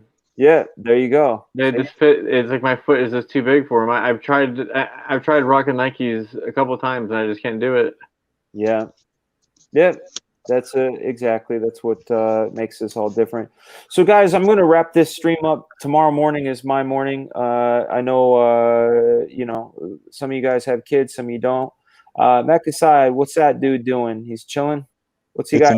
He's a kumquat thief, man. I was going to say it's a little blurry, but I see a bag of something. He's in his underwear, you know. That's funny. That's funny. But yeah, tomorrow morning is my morning with the kid. She likes to get up. Man. She gets up when she wants to get up, and she likes watching Yo Gabba Gabba. So, but you guys, thank you everyone who joined the stream. I want to thank Matt Yackey, who's in the back room with Murder Cam on. I want to thank Michael Green. I want to thank Rooster Puncher, everybody, all the mods, everybody that's been in the chat. Patrick, dude, thank you for coming on. Thank you for talking philosophy and teaching, and especially about your book. Remember, Comicsgate is making history, both the audience and the creators, because we all are Comicsgate. Just imagine being the dude that bought Amazing Fantasy 15 when it came out. Like, think about that. These are those days. Go check out again. Let me grab it real quick. Go through it one more time. Make sure you guys go and take a look. It looks mega awesome. For me, it's right up my alley. The aesthetics are great. It looks like a story I want to check out. That's why I put my cash down. I mean, come on. And the fact that it's $15 to your door is damn exciting. Making moves. If you want to go all in, you can get stickers and pins and trading cards. You can get, like I said, all three of the Casino Royale pack. The thing I'm most impressed by, like I said, is down here, this original art level. I mean, shit, man. Own a piece of history. Get in there while you can still get them. I mean, like one of the reasons why the pages are so cheap is because, I mean, you know how it goes. It's like, before you know it, it's like you got a stack of pages, and it's like I don't want them just to sit in my house. I want someone to have them and enjoy them. Hell yeah. Well, dude, did you check out your campaign? My campaign or Black Flag? No, Pineapple Perception. I have it. Go take a look at it real quick. Let me take a look. Just real quick. I will. I get. It's cool tired. seeing you, Mac this side. What's that? Cool seeing you, Mac this side. Finally. Oh, you too, man. Yeah, man. It's good to finally talk to you. Yo, this is nice seeing you, J Money. This is a good thing, guys. We are less than $1,000 away from 90,000. Wow, which is fantastic. I mean, it's officially Saturday now. I don't know if you dig on swine, Patrick, but tomorrow we're having the pork extravaganza. That's cool. Yeah, it's a celebration of fine smoked, salted, delicious meats because we hit the 1,000 backer mark. What time is that, Dan? I'm doing that at 12 noon. 12 noon Okay. Eastern. So if I was upset being from New Jersey that I didn't see any Taylor ham in there. you know what, man? Here's the thing. There should have been a bunch of things, but we're under quarantine, and my list. My list for my wife, she's like, I'm sorry I couldn't get you pancetta, but here's some deviled ham. I'm sorry I couldn't get you British bacon. Here's some chorizo. I'm sorry. You better be careful that you don't end up getting like the meat sweats or something like that. I'm That's gonna, part of the like, you can end up in the hospital if you eat too much meat. Is that right? Well, oh yeah, like because your kidneys can't filter out the creatine. And what happens is, I mean, the meat sweats are like a real thing. Like you can actually end up in the hospital from them. Okay, well, the moderation. So just a little warning. I won't get too crazy. I won't Drink plenty of water. We're gonna have something to everything. I thank you, J Money, for giving me the word to the wise on the salt pork because I'd never seen that shit before. I was like, oh, little fat bacons. That's what I thought it was. But apparently, J Money's got a lot of good information. Yeah, apparently I'm supposed to throw it in the beans or use it for cooking. Maybe I'll cook some eggs with it or something. I'm not sure. Or maybe I'll cook the other pork products using that pork product. So I'm cooking pig in pig, you know? That'd be fun. Pig on pig flavor. Oh, Anthony Perone, you said no pork rinds. Sir, you were wrong. Chicharrones are in the mix, bro. She picked those up. She got them. They just weren't in the picture. But moderation in moderation. Amen, brothers. I'm surprised you didn't do like a bacon weave with the bacon. You remember what was it, Epic Mealtime? I know. I've made taco shells that way, where you weave them and you hang them over the thing and you eat a taco. You guys are dangerous. We are. We're like philosophy, conspiracy, creativeness, food channel. We love our food. We talk so much about everything. It's. Yeah. I mean, you know, to be fair, half of us are high as fucking kites and got munchies, so you know. And we have probably the widest variety of generations on any channel, probably. We certainly do. I'm going to do what I do traditionally when we close out the show, and no, I'm not going to give you some freestyle rap tonight. We're going to go around starting in clockwise order. With Death Metal Hero, you get a minute on stage. You talk about what you want to talk about, and then we move on to the next guy. The mic is yours, Death Metal. This whole thing we got going on, I don't get to work in my comic shop right now, right? So being able to involve myself with a bunch of other comic geeks and talk about pop culture, talk about comics, talk about artists, talk about writers, talk about all this shit that we all love is fantastic. So I want to thank you all for being the big bunch of fucking nerds that you are. You guys are fucking absolutely great. You know, I love interacting with all of you. It's fucking great. So thanks for being there. Thanks for supporting good books that you love, and keep doing that. Hell, brother. And we'll keep sharing rights and pictures. Yeah, man. Yes. Give me all the Bernie you got. Mr.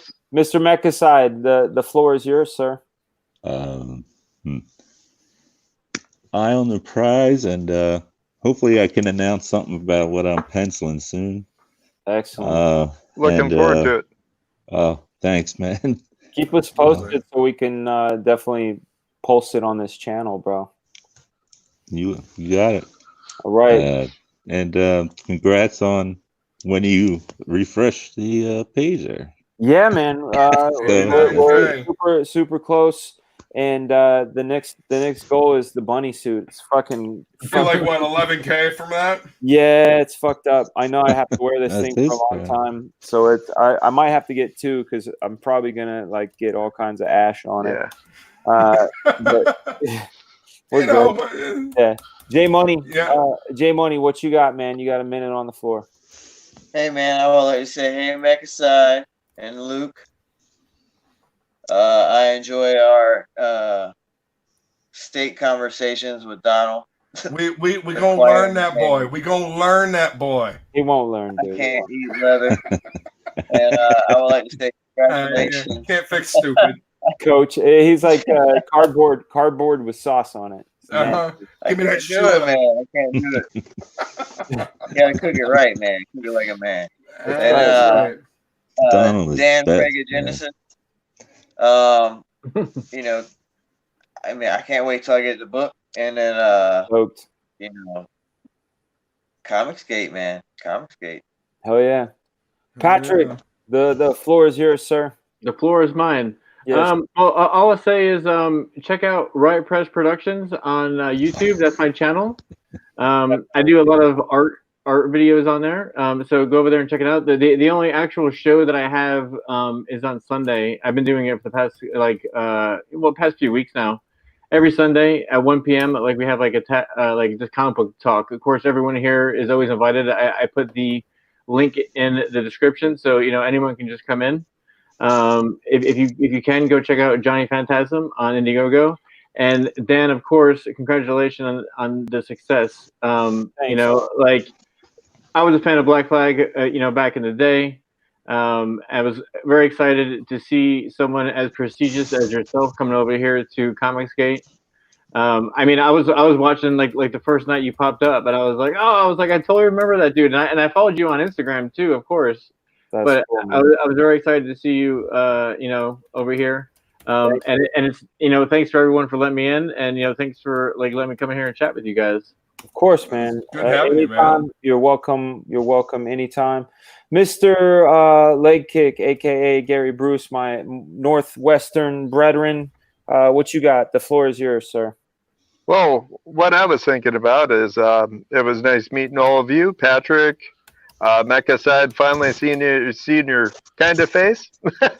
And Jay, man, I was just giving out information. Hopefully you don't think that I was trying to make you look bad by saying about the granddaughters of Disney. So that's all I was trying to do. But congratulations, Dan, on your success. You've been working really hard on it. And I found it interesting that you were talking about that you're doing it. Was that a comic book about Satan ruling the world? Black Flag. Yeah. What I was saying about Black Flag as far as Satan rules the world is I read this book by Alan Moore called Writing Comic Books. And he was saying to have, no matter what your story is, have sort of a strong thread you hang it on. So like, for example, he did a whole storyline in Swamp Thing, and his whole thread he hung it on was the idea of menstruation, like the menstruation cycle. There's no appearance of any ladies having their period in the whole book, but so my I guess you call it thesis. I don't know. My vocabulary sucks. I am more of a concept guy, but I understand. My whole thing is that the planet Earth belongs to the devil, and that we're kind of here. What I was going to kind of give you is you know how you'll have at the beginning of a movie or a book, you'll have a philosopher kind of quoted in there. Yeah. Well, 1 John 5:19 from the Bible, it says the whole world is lying in the power of the wicked one. So maybe put that at the beginning of it. 5:19? 1 John 5:19. Okay. I'm going to grab it right now. I have a Bible app, but I have the one that's got all the different versions of stuff, like the NAB and the NIV and all that stuff. Yeah, I got one with about 10 of them myself. So yeah. Oh, but no, I'm not trying to get preachy. I'm just trying to say that could add to the story. Yeah, no, I love it. I did that with The Grave. I used Mark Twain quote talking about a person who's lived life fully doesn't have to fear death. Very cool. Nice. Very, very cool, Mecca.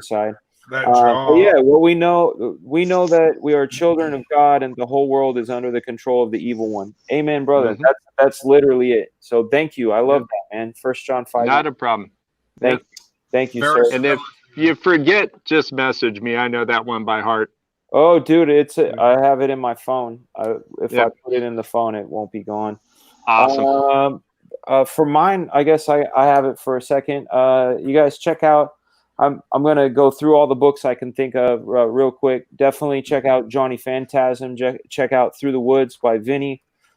Check out College of the Dead by Adam Poe, Xenotype by Liam Gray. Your boy Zach's got a brand new book, Jawbreakers 3. Give that a check out. Of course, we want to check out Uncle E with Wreck Planet, Cecil's Cash Grab, Zaid Comics. Sign up for the Lost Pages. Also, Magic Cop is shipping now. Go get it. You got Captain Love. He's working and shipping too. I know I'm forgetting people, and I apologize. I'm tired. I've been up since 6, and it's 1:30. So you guys, thank you so much for being part of the chat. All 121 of you guys have been hanging out with the dudes in the panel, the dudes in the chat. Hail Comicsgate. Happy Saturday. Be here tomorrow at 12 noon Eastern Standard Time. If you're on the West, you're having breakfast with us. If you're on the East, we're having lunch. Have an awesome time. Portacular, Pork Extravaganza on the way. Peace.